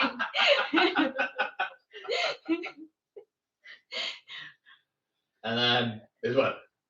Lennox or Speck would then be our Well, leader. Speck's the leader, obviously. I He know, always but knows I what's like going the on. kind of I like the idea of the story that happens when Lennox is the leader and their level of snarky cynicism. That I mean, Lennox and Song would get along because they both have that same vibe. So. And like, if I'm the Lancer, I would be more of a Lancer against Lennox. Yeah, That's true. that's true. All right, we've wandered off into conversation. We're completely like ignoring the chat here. All right. Jess asks if you ever get inspired by friends or loved ones, and some of their characteristics are written into one of your characters. Yes, a lot, but never one-to-one. I'm not one of those writers who's like, "Oh, be careful, or you'll end up in my book." I never do that. There's never any characters who are just somebody from my life, but I do take aspects from a lot of people in my life and put them into my books. And myself. All right, we've got a couple more questions in the chat to catch up on. But I think, is there another, wait, did we do our second reading yet? No, we're going to do second reading and then we'll do the giveaway for the special book. All right, so what is the second giveaway? Is just the special book? That was my plan, but we can do. So begin. We have a couple more questions to catch up on. But for those of you who live in the continental United States, yes, go ahead, and if you want to be entered into a drawing for a special book, go ahead. Should we show them what it is before? We can show them what the special book is. Okay. Or at least a teaser. Of what the special it's book a work is. in progress, but So I've got a special. Cassidy has been getting into bookbinding, and she has kindly volunteered to, once again, the cover's not done. It's a work in progress. Provide us with a sprayed edge. It's glittery copy of Song of Battle. Do take note that this is a bind up of one of my proofs. So there are some errors in this one. Nothing book breaking, but there are things in like some of the chapters don't start like on the next page or whatever, if that makes sense. So there might be a couple of weird things in it. Nothing that's going to destroy your experience, but know that. And you are getting a unique, one of the kind in many different ways. Completely one of a kind in multiple ways. Also, it's sparkly, but the glitter is not coming off on my hand, so also great there. But yes. So for this one, to make my life easier and for fun, there'll actually be, if you just throw a question mark into the chat, because something other than an exclamation point, I will know that you want to be entered into the drawing for this nice hardcover exclusive book. And obviously it will have a front cover with the title and the characters on it, but she just hasn't done that yet because it's a work in progress. And again, this is US only, unfortunately, because it costs so much money to mail things outside the US. All right. Excellent. Thank you, chat. Cassidy, do you have the next question? Sally Sue is wondering if there's a water arena. Yes. And Song sucks at it because she does not swim. Can you tell us anything else about the water level other than that Song sucks at it? One of the characters turns out to be really useful in the water level, but I won't tell you who's. Can you tell us which member of the band they are? No, because that would reveal who it is. Okay. John Young asks, which character would you be in Song of Battle? I think somebody already asked this, and that would be 5, the snarky little VC. Well, 5 was the earlier question was who would you get along with the best, which was 5. But, would like, you also be I think 5? I think I would be 5. Yeah. We get along well because we are the same. And then Dark Random asks, do you ever get inspiration for different species or characters from your many pets? Yeah. Not necessarily species, because a lot of these were kind of low-key stolen originally from Mass Effect. I changed them, but other than the Moo, everything was once a Mass Effect species. But in other books, yes. And many of the horse characters that you encounter in my stories were based on actual horses that I have had. Who was Strawberry based on? Strawberry is one of the only ones that's not based on a horse that I have had, actually. Someday you will draw Strawberry as a strawberry pulling a strawberry shortcake. A carriage that is a strawberry shortcake, I'm pretty sure is what the phrasing was. And that is the last question. All right. Well, I'm going to go into the next reading sample, and then we will do the drawing for the pretty book. Yes? Yes. All right. All right. You have until the reading sample is done to go ahead and throw a question mark in the chat, and then I will add you to the list for the drawing Continental US, please. Feel free to continue to throw your questions into the chat, and then we will get to them after the drawing. Okay, so what we are reading now is a sample from their very first arena day. So some time has passed since chapter 1. This is in chapter 3, and this is their first time going into an arena. And I'm going to read up until like some spoilery things happen that like are affect the larger plot. So we begin. Song hadn't realized the prep room was dimly lit until she stepped out into the arena. The logical part of her mind knew that the lush landscape stretching before her, complete with grass, trees, and a shining river, was just a hologram. More hardened light, like prism, except projected by machines. The only giveaway that she wasn't stepping into a natural landscape was that there was no wind, not even a breeze. There was no odor of tree or grass, only the bland sanitized scent like the rest of the station. The forest wasn't like the jungles back home with their thick, colorful plant life. The trees stood farther apart and the underbrush was sparse, but it was still like stepping into a memory. Song hesitated, but a guard shoved her with the end of his baton. Yellow, you start over there. Follow Rick. Rick, the dreary-eyed human guard who had called them unlucky, sauntered over and gestured them on with supreme disinterest. As Yellow Team followed like obedient pets, Song could hear Kale swearing quietly. It wasn't until her gaze landed on 5 that she realized what true amazement looked like. He touched a tree, eyes huge, small mouth slightly agape. He might have been alone for all the attention he paid to his fellows now. Had he never seen a forest before? 5 tripped repeatedly on the uneven terrain, and Kale had to catch him. Here, Rick stopped in a pleasantly shady grove, pointing at a spot on the ground with his baton. Song approached. Standing out from the bed of black moss were flat circular metal plates, perhaps 12 in total. Each plate had a glowing ring of yellow around its edge. Step on, Rick instructed. He folded his arms, not even bothering to threaten them with his baton. The parameters of today's game will be announced, so pay attention to that. It won't be repeated, Rick drawled. Just don't step off the plate before the game starts or you'll take a penalty. What does a penalty do? Asked Kale, tapping one of the metal plates with his foot before stepping gingerly on. Rick heaved an exasperated sigh. For most people, it means a weapon or a piece of armor gets taken away, or a key player is removed from the match. For you, he patted his baton meaningfully. Song stepped onto one of the plates. The yellow lights glowed more brightly, ringing her in. She tried to swallow, but it was like she had downed a cup full of glass shards. Her heart thundered, and no amount of trying to steady her breathing could calm it. She wasn't certain she could even get her stoic mask back into place. She knew she must look as panicked as her companions, and for once she didn't care. They'd all be dead soon anyway. If only she could bring herself to accept the inevitable, it would go much more smoothly. But her blood still thundered with the desire to live. Distantly, Song heard movement through the trees, and she guessed she guessed this must be another team being taken to their starting position. I wonder who. Blue, said Rick as though he read her thoughts. Venetressa, she mused, probably not interested in killing the yellow team right away. This twisted, frustrated hope kept weaving into her thoughts, wheedling and pleading with her to think of a way that they might live. A loud crackle snapped Song from her reverie. A voice boomed over the loudspeaker, lodged somewhere in the false sky. Song tilted her head back to listen, scanning the holographic clouds that scudded lazily over lush trees. Welcome, everyone, a moo voice with far more joviality than Song was used to rang out. Today's game is ring capture.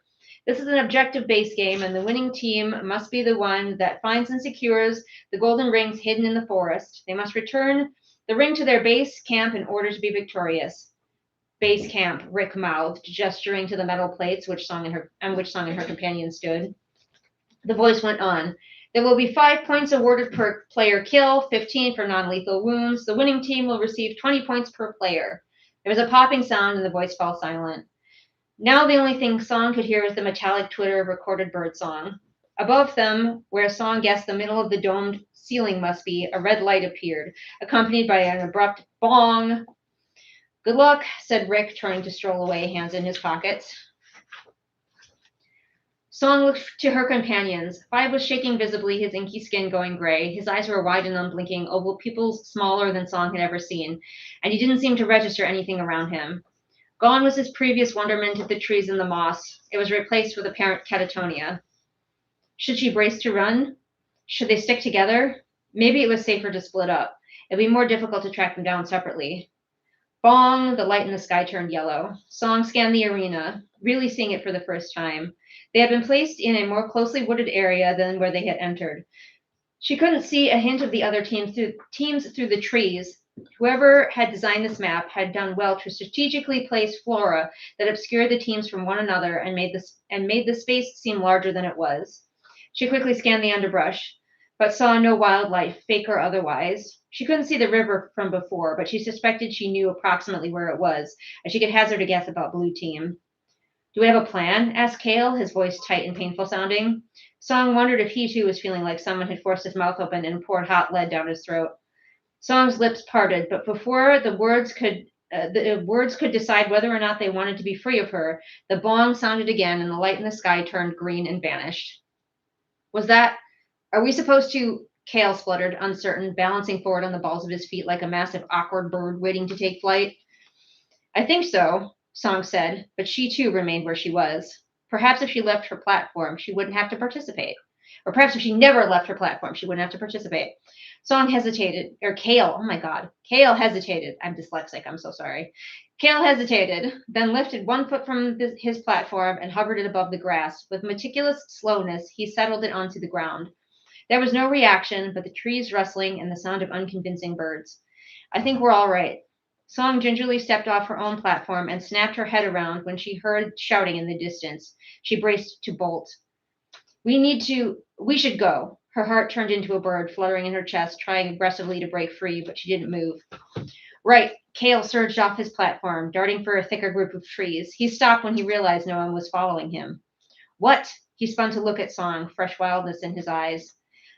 Song wasn't certain what held her. Fear? Confusion? Her stubborn desire to imagine that none of this was happening?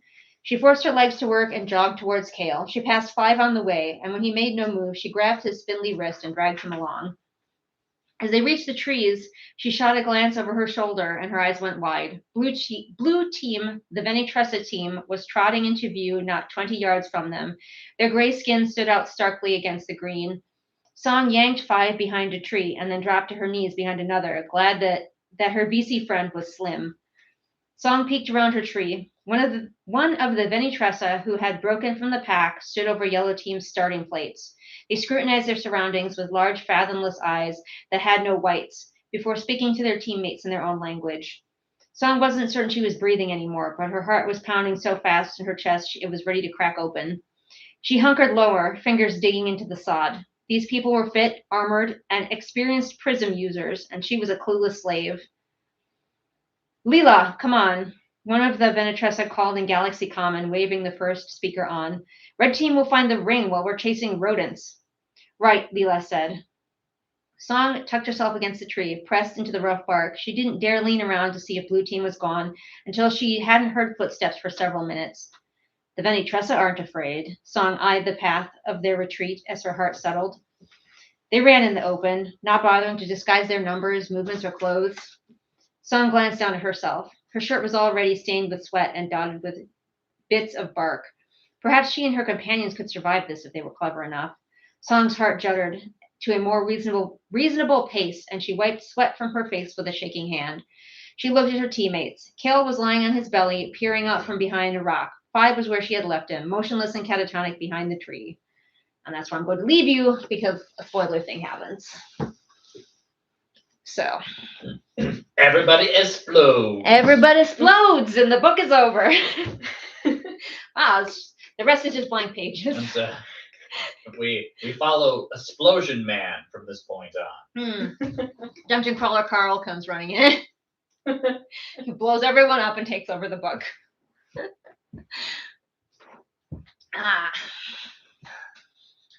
All right, I will scan real quick to see if anyone else entered, and then I have to. Do the giveaway. The drawing might be slightly delayed because Giorgio has sat upon my nose.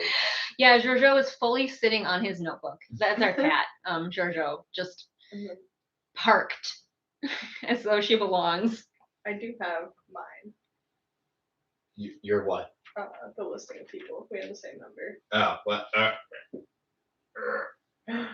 You unseated Giorgio. Ah, You she should looks double-check so my work. betrayed. Look at her face. She's so betrayed. Father, Yeah. how could you? Okay, you're supposed to. There. All right. I will. Give me high fives. I'm and glad then I will pat you everyone down on the floor. Enjoying the scene. Yes, indeed. The Empress gonna Empress. All right. This does give Julian a chance to catch up on the chat, though. Yay. Well, the one person who already has the book and is reading it is already on the second arena and enjoying it so far. So that's awesome. Of course, as I read my own book, I keep finding things that I want to tweak. So I apologize if you find things that are a little bit less than perfect, even though I did hire a editor for this. I only have the money to hire one, whereas people who are traditionally published get multiple editors, usually, unless they're Alex Astor, I think. All right. Yes, the yellow team, the implication that they are snivelly little cowards because they're yellow. Yeah. All right. Are we ready?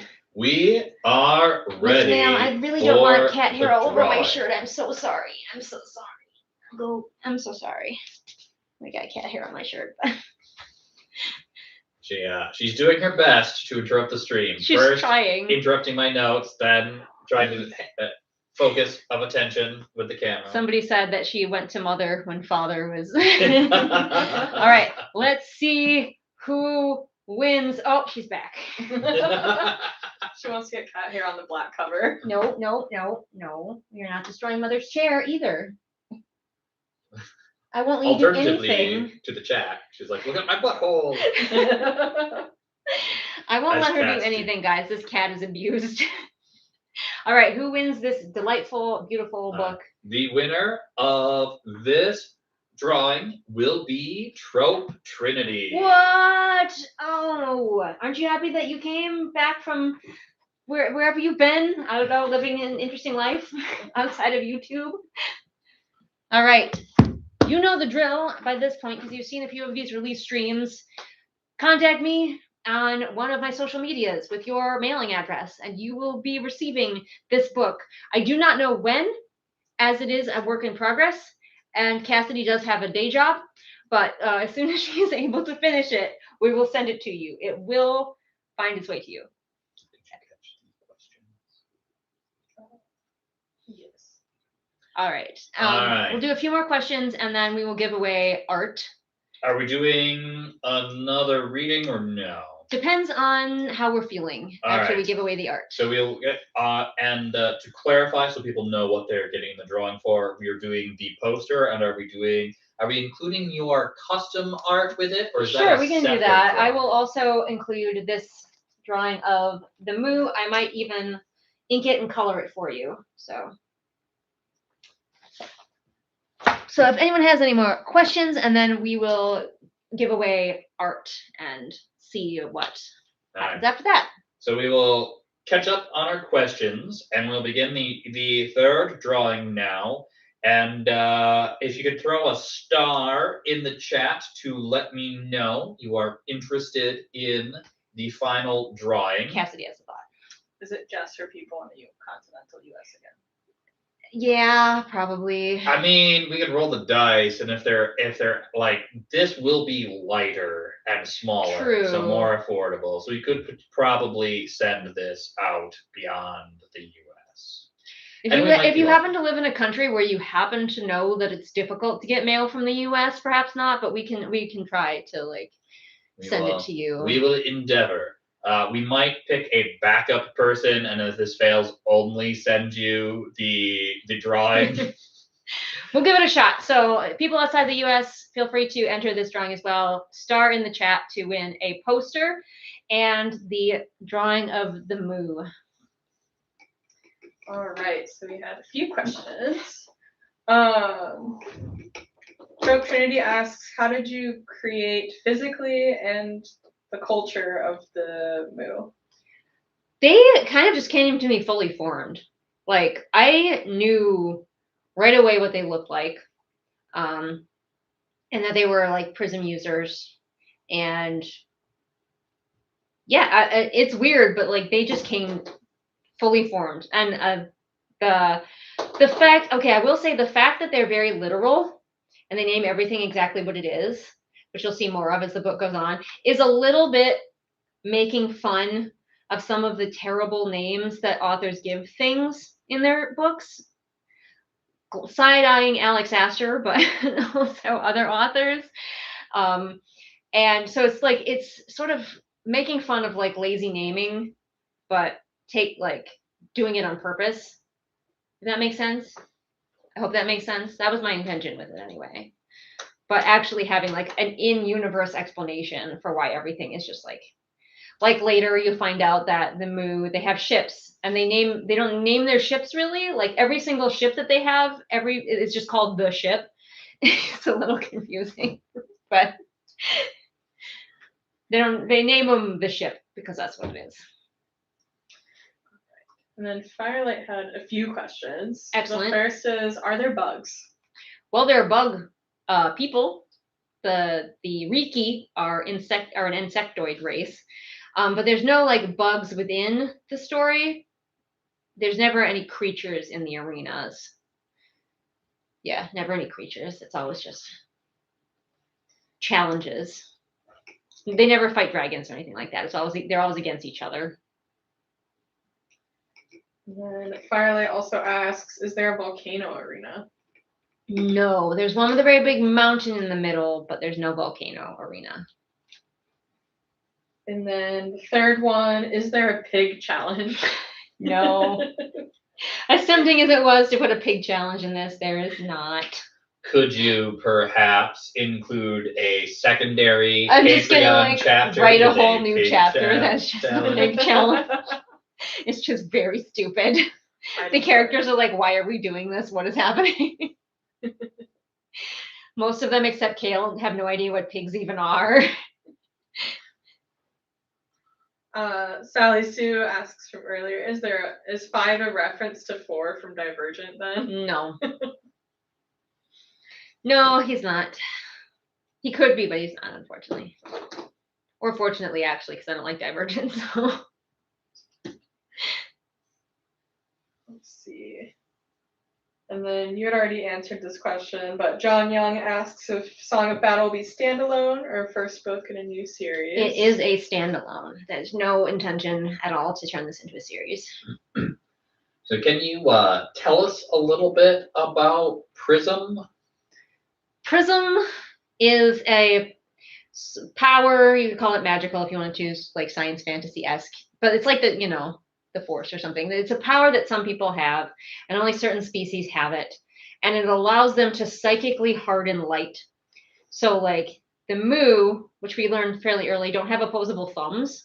They have like 4 fingers and they're webbed together, so they don't really have much hand control, but they're prism users, so they're used to just doing everything using prism, like remotely. So like if they want to pick something up, they use their mind to harden light around the object and pick it up, push a button using hardened light, whatever. And that's why they also created the hologram technology that the arena is run on, which is also hardened light, but with technology. And some other aliens can use prism as well, but the Mu are the best at it. That's basically, yeah. It kind of looks like shards of very see-through stained glass when it's manifesting. Did you have an inspiration for Prism, or like how? Well, did back you... when it was a fan fiction, it was biotics. So I was like, well, obviously I have to do something else. And it's a major part of the story, so I couldn't eliminate it. And that's when I think I was watching Star Trek, and I was like, how does Star Trek do holograms? And that's also hardened light. So I was like, okay. And then I kind of researched hardened light a little bit because I was interested. Not a lot of the research made it into the book, and that's what I went with. Oh no. Trope Trinity and Purple Pickle, you made the mistake of perceiving the cat, and they have now left the cat. Now she has abandoned us. Oh no. She'll be back. Nigel is sleeping in the other room with his fan and his ice pack because it's very hot and we don't have air conditioning. So he is asleep upon his sofa with an ice pack on one side and a fan on the other side. Which is, I'm a little sad that nobody comes along and puts a fan and an ice pack on me. It's disappointing to have to do it myself. All right, any other questions? We have caught up to the chat questions. All right, hey. Kitty, come back. All right, so shall we be doing our giveaway then? Certainly. Give me just a moment to have my my cheat sheet double checked. Truly, dogs have owners, cats have staff. It's true. Although, honestly, we spoil our pets, all of them around here. We are the staff for all of them. Trope Trinity would like to enter for the art as well. Very good, Trope Trinity. But you have to put a star into the chat. Throw a star in the chat. You can win the art even if you have won something else. I'm fine with that. Although it will begin to look suspicious if Trope Trinity wins again. They'll be like, hey, Julian knows that person, clearly.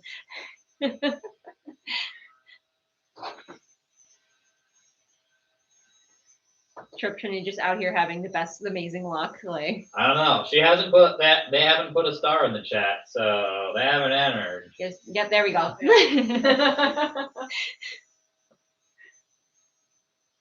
All right. Final opportunity for everyone. I got one more. Hang on.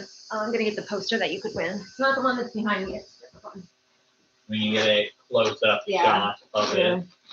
You are there. Here.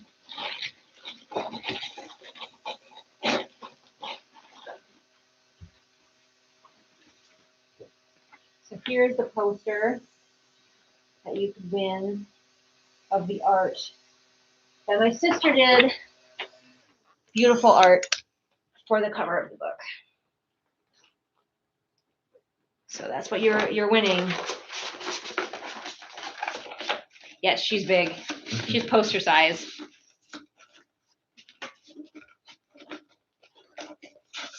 All right, as Julian wraps that back up, into the final plastic. Countdown to enter the drawing. And yes, you're all very much enthralled with that siblings' artistic talent. And if you're interested in finding out more about that process, you can become a patron and I mostly talked about it in the Discord. So, but I also, I believe, discussed it in my cover reveal video. So if you want to go look at some of the sketches and some of the ideas, go check out the cover reveal video. But I also, if you're a patron, I often discuss cover plans with y'all and ask you for your opinions on stuff. So that interests you, become a patron or a channel member. Does your pocket artist have a social they can follow? She is called Amer Greystoke, Amer Greystoke, spelled the same way as mine. You can find her at least on Instagram. I think at a couple other places. And then Per Pickle does ask if you'll sign the poster. I can sign the poster. I would get my sister to sign it, but she lives far away from me. Because otherwise it'd be cool to have her sign it. But unfortunately, she lives kind of far All away. right. I was able to find Emma Greystoke on Instagram There you at go, the it's in very the least, chat. and I threw it in the chat. She's very talented. She does commissions. She could do your cover as well. She's affordable and she's a joy to work with. Like any changes you want, she wants to make sure that you get the art that you want. So you can make any like tweaks, changes. I'd be like, 5 was a little bit too tall at first. I'm like, he needs to be shorter and like all of that good stuff. So yeah, and she's a real human being who does not use any generative AI in her art. So if you're looking for that, hit her up. She also does great character art. All right. All right. Now that we have finished hyping up your cover artist, we are ready for the final drawing. It's the final drawing. All right. So our winner for the final drawing is Sally Sue. Sally Sue, you win the poster and the art of the alien, the moo. Whee! Hype. Congrats. And you know the deal. Message the Julian Greystoke on any of her socials. And, send me that message on any of my social media with your mailing address. And I will get that to you. Probably also tell me what you want, just in case. Adam's writing it down, but like just in case, be like, hey, I won the poster and the art, so that I have it all consolidated in one place. Yeah. So now we are to what could potentially be the end of our stream. However, if we wanted to keep talking, we're totally down for that. I do have another small section that I had selected that I could read if y'all wanted another reading, or if you're sick of that and you're sick of my face, we can be done. I'll leave that up to you guys. I will now await your reply. It's always weird when I ask a question and I have to wait for the chat. It feels very odd. I mean, go ahead. While we wait, Firelight did ask if you started the Greystoke thing or did your sister? I did. I started the Greystoke thing. I am the original Greystoke. It actually was for a LARP that I joined when I was 18. And they're like, you need a persona name. And I said, Julian Greystoke. And then my brother, who was with me, was like, well, we're siblings in real life, so let's be siblings in the game. So he chose the last name Greystoke. And my whole family adopted Greystoke as our pseudo last name. So we got Papa Greystoke, Mama Greystoke. Everybody's a Greystoke now. Before my grandfather died, he was Elder Greystoke. We just leaned all the way in. Most of my siblings don't use the Greystoke thing anymore in their social media, but my youngest sister does. This is the one and only thing that my siblings will like take from me, apparently. No, it's not. Trinity says trendsetter, and you should share the other story in which you are a trendsetter and then abandon your siblings.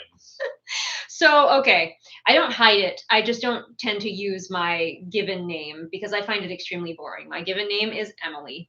Sorry to all the Emilys of the world. I don't like my name. So I go by Julian everywhere, even in my real life.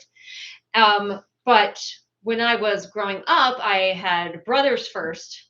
And then I finally had sisters. I was like, yay, sisters, finally. And I convinced my mother to give the next sister in line, Elizabeth, an E name. And then when the next sister came along, Ellen, we're like, let's have another E name. Let's keep with the E names. We love a theme in my family. And so then we had Elizabeth, Ellen, and Esther. And then after I was responsible for all of them getting E names, I bailed out and called myself Julian. I was like, bye, enjoy the E names. I'm out. So she is indeed a trendsetter. And then I abandoned it. But no offense to the Emilys. I've never felt like an Emily. I just don't think it suits me. Perfectly fine name for other people. Purple Pickle has to go soon, so thank you for joining us, Purple. Thank you for joining us. Woo! I'm glad everybody came. Super fun. Bella Sterling inquires, because you just said earlier in this channel that we don't really have a name for your followers and community. And so Bella asks, are we honorary Greystokes? You can be. I tend to call my regular channel viewers, I call them my regulars. Like this is a diner and they just all come in and I know exactly what they want on their sandwich. Firelight's got to leave soon too. That's fair. Right? See? Lunar Muse is also an Emily, and they think that that is not the first name you think of when looking at me. Right? I don't look like an Emily. I don't feel like an Emily. I don't seem like one. Like, it's so weird. Now everybody calls me Julian, including my family. So, like, somebody calls me Emily now, and I'm like, whomst? But I don't hide it, because if you try to hide it, then the internet's all like, oh, we're going to find out who you are. And I'm like, whatever. An older question we missed. When you came up with Julian Greystoke, did you come up with that off the top of your head? Yep. Because Julian was the name of a character in a book I recently read, and my family we like to talk about history, and we had recently been talking about the actual historical Greystoke family somewhat recently. So I just smacked them together. All right. So I've got a Trope Trinity mentions they know an Emily who also never felt like one, and their nickname is Dave. Oh, my sister Ellen goes by Fred. There's also, they work with multiple Emilys, and I thought at least one of those Emilys also went by a non. Oh, no. Name. Okay, she used to, I lied. Ellen used to go by Fred, but now she goes by Alan. I don't know why all of us also pick guy names, but because there's other Ellens, I think, at work, and so she started going by Alan. Also, her favorite actor is Alan Alda, so it tracks. Bye, Purple Pickle. Thank you so much for joining us. It was great to have you. Firelight, I do not go by Julian at work because my legal name is still Emily, so they do call me Emily at work, and it weirds me out. Goodbye. Anybody else who's leaving? Dark, random, you also leaving? Goodbye. Thank you for coming. The historical Greystoke family lived on the border of Scotland and England, and that's all I remember at this point about that. I'm pretty sure. It's been a long time. Yes, Alan. It is a great nickname, I feel.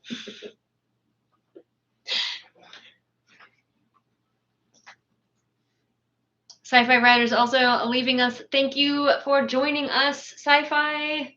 I'm glad that you are also a sci-fi writer. You gotta have more of those.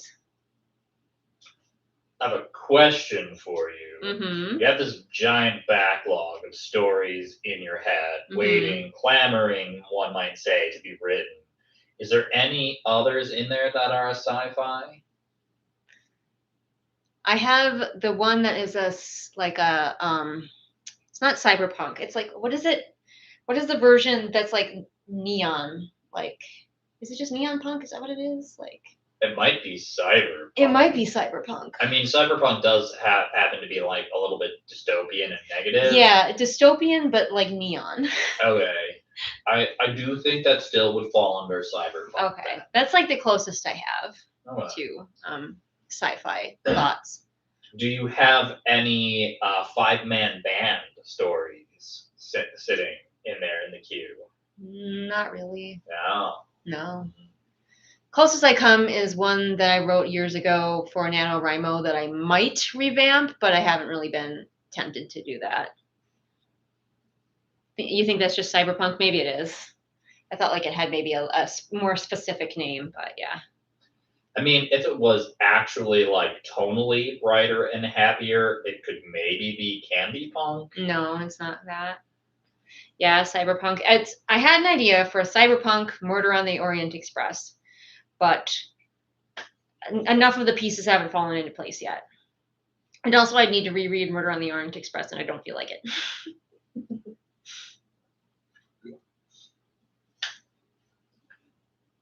Neon punk? Yeah, let's coin that. Yeah, it is kind of dystopian. It's a little bit like Blade Runner, but more neon. You continue to disappoint Firelight, I both know. by not drawing more Bigfoot Bigfoots. and or strawberries and or writing your Orient Express. Yeah, it might happen someday. You never know. You never know.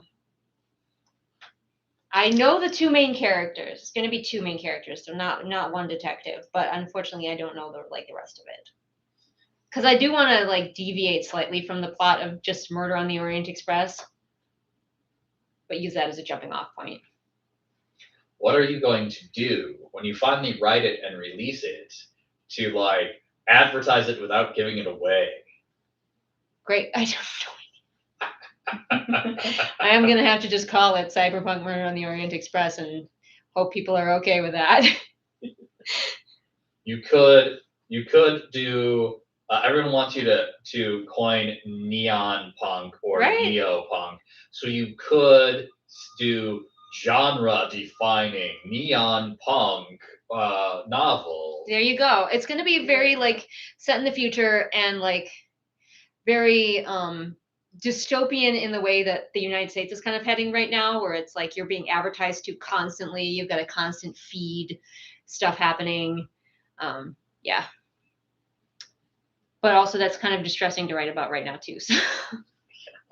I also share Trope Trinity's question of what is decopunk?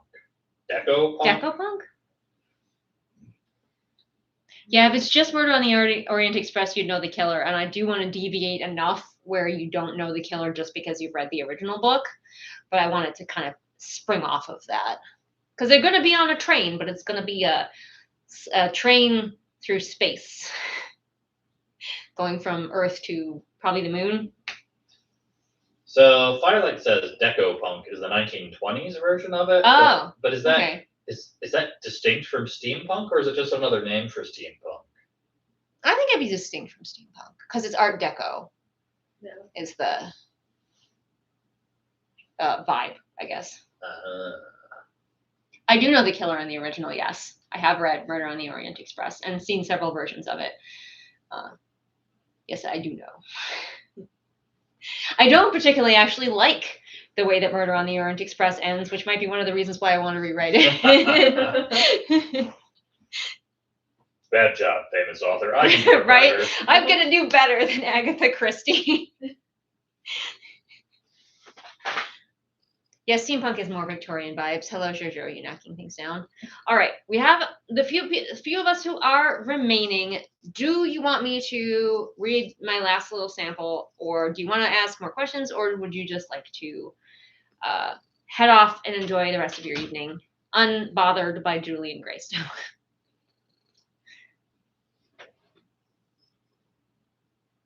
Welcome. Oh, somebody's just joining. Hello, I'm so sorry.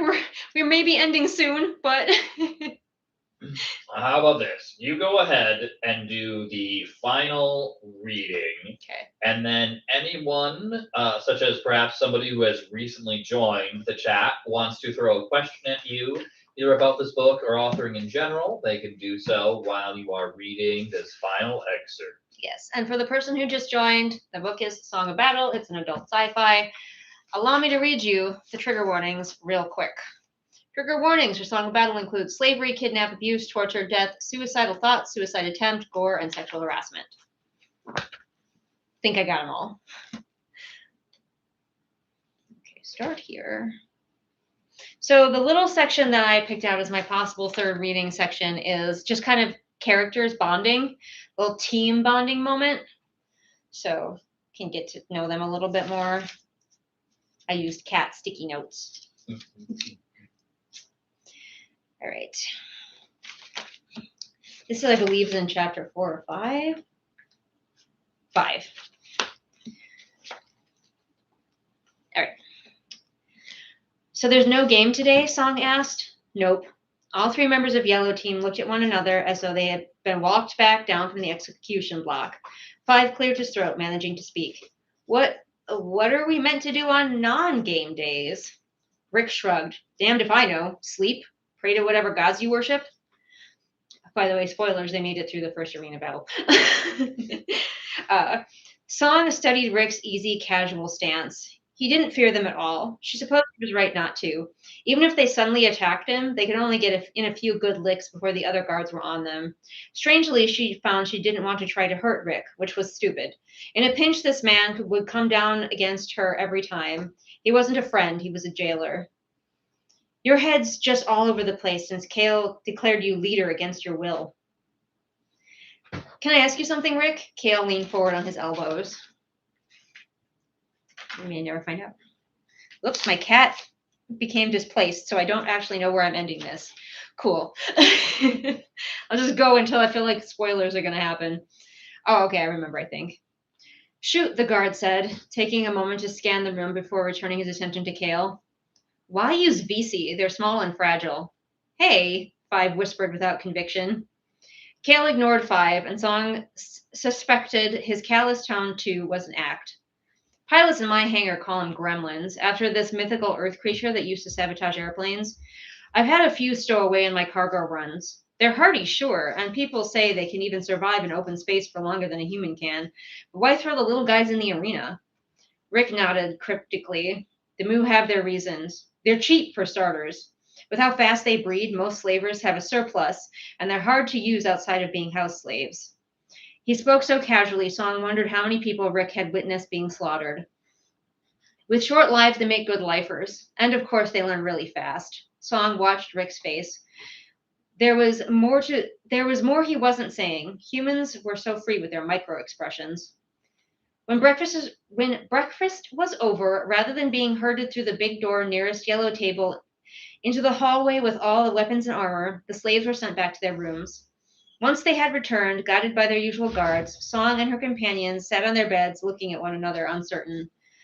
Days of reprieve before the next arena struggle sounded great, but what was there to do besides dread? Come on, both of you, I'll teach you some exercises. Kale stood, gesturing to Song and Five. Song caught Five's uneasy glance, but she rose, straightening her shirt and walking over to join Kale. You know this is pointless. We're not going to gain enough muscle in a week to survive the next arena. You are such a ray of sunshine in a dreary world. Kale got down onto all fours with a grunt. I think that's where I was going to stop. I think it was just a ray of sunshine in a dreary world. So just getting to know the characters a little bit more, just a little. Yes, they did indeed survive their first arena battle. I know, shocking, with this much book left, so the characters survived. But yes, so getting to know the team a little bit more. The OG3, the team does get quite a bit larger as the book goes on, but those are the main three that start out.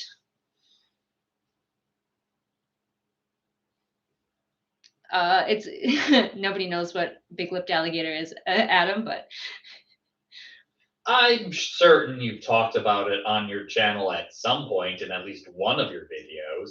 I'm pretty sure that's how I learned about it, was you talking about it. Maybe. All right. So that was really a short reading, but I do agree with you, Trump Trinity, about Murder on the Orient Express and Agatha Christie's mysteries in general. I get frustrated by them because a lot of them you're not intended to solve yourself, and so she doesn't give you all the clues you need to solve it from the beginning, and that annoys me. Oh, it doesn't annoy a lot of other people, but it annoys me. So I've also never written a mystery, so that will be fun if I ever get to that. All right, well, that was a short reading. Any other questions, comments, concerns, gripes you wanted to get off your chest before we close out for the evening? And if you've already answered this, but what are Is your chance? She asked for gripes. If you've got a complaint about any of her previous books or videos, now's the time to unleash. Yeah, and all the complaints that you don't tell me if you hate my book. I don't want to know. This person asked, I don't know if you've already answered this, but what are your biggest inspirations for this book? And what vibe should we expect? My biggest inspiration was Mass Effect. This is basically if Mass Effect and Gladiator had a baby. So like, if you like Dungeon Crawler Carl but wish it had a way more serious tone, this might also be the book for you. Yeah, the big-lipped alligator from TV Tropes.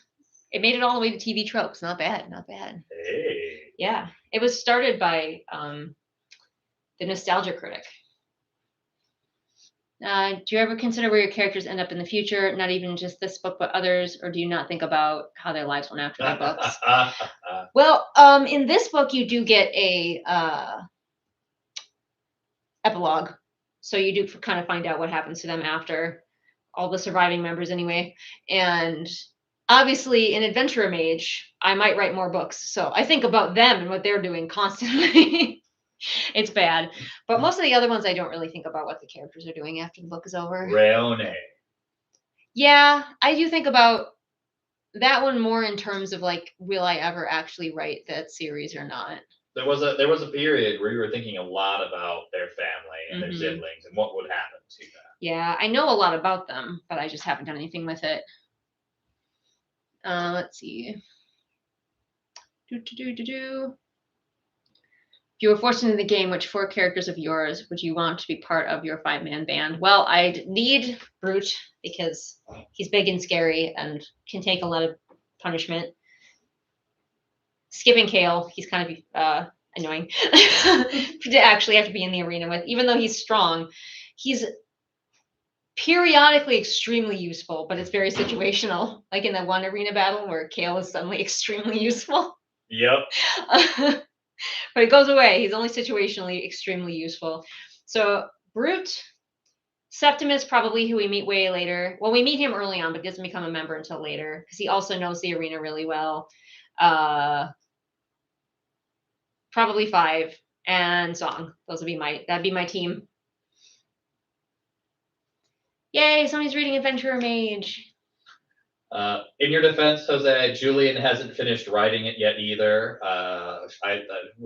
I keep telling her there's 5 books in that series, and she's only editing book 3 right now.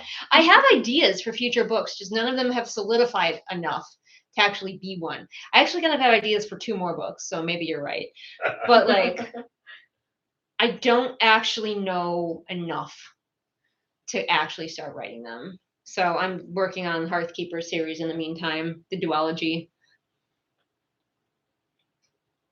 Val and Maeve and Ryoni and Xander would kick butt in the arena as a team. Yeah. Val and Maeve would especially be like figuring out how to solve the whole thing, and then Ryoni and Xander would just be like powerful, kicking ass. I don't want to get into it, but I have so many ideas. I just don't know how to turn them into a story yet. But we'll get there. You've got this in you, Julian. Mm-hmm. We all know it. I mean, I'm trying to think of it like, because I basically up until this point wrote standalones, so it's weird to be writing a series, especially one that I've stepped away from and then could go back into after writing other books. It feels really weird and like I'm gonna mess it up and not get it right. But I'm like, well, I'm thinking of it like Terry Pratchett and like the Guards or whatever series that he did, that the City Watch, I think it is.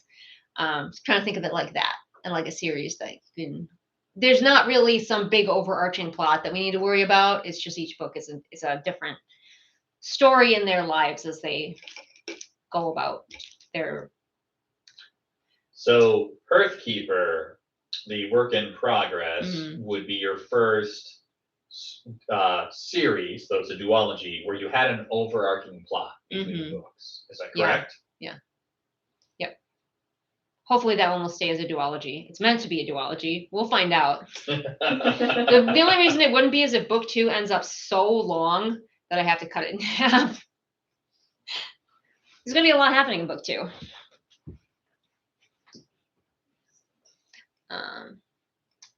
Yeah. Hopefully the other Adventure Mage books turn out good. All right, y'all. I feel bad because one person just joined, but I feel like we are winding down, so we can soon all be free and go about our lives. But thank you all for joining and asking very many good questions. And thank you to my co-hosts for co-hosting. Once again, that's Adam on bass, Cassidy on drums. Bass saxophone. Bass. Oh, is that a thing? Yes. Oh. It is beautiful. Cool. That's cool. All right, everybody. I hope that you all check out the book. Don't forget, if you want a prize, to message me on one of my various social medias with your mailing address. That's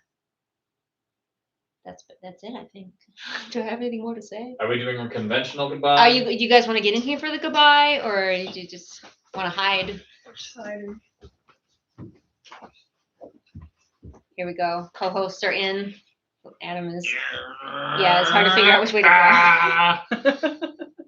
And now everyone's traumatized. All right. Are we ready for the goodbye? Floating head. Always ready.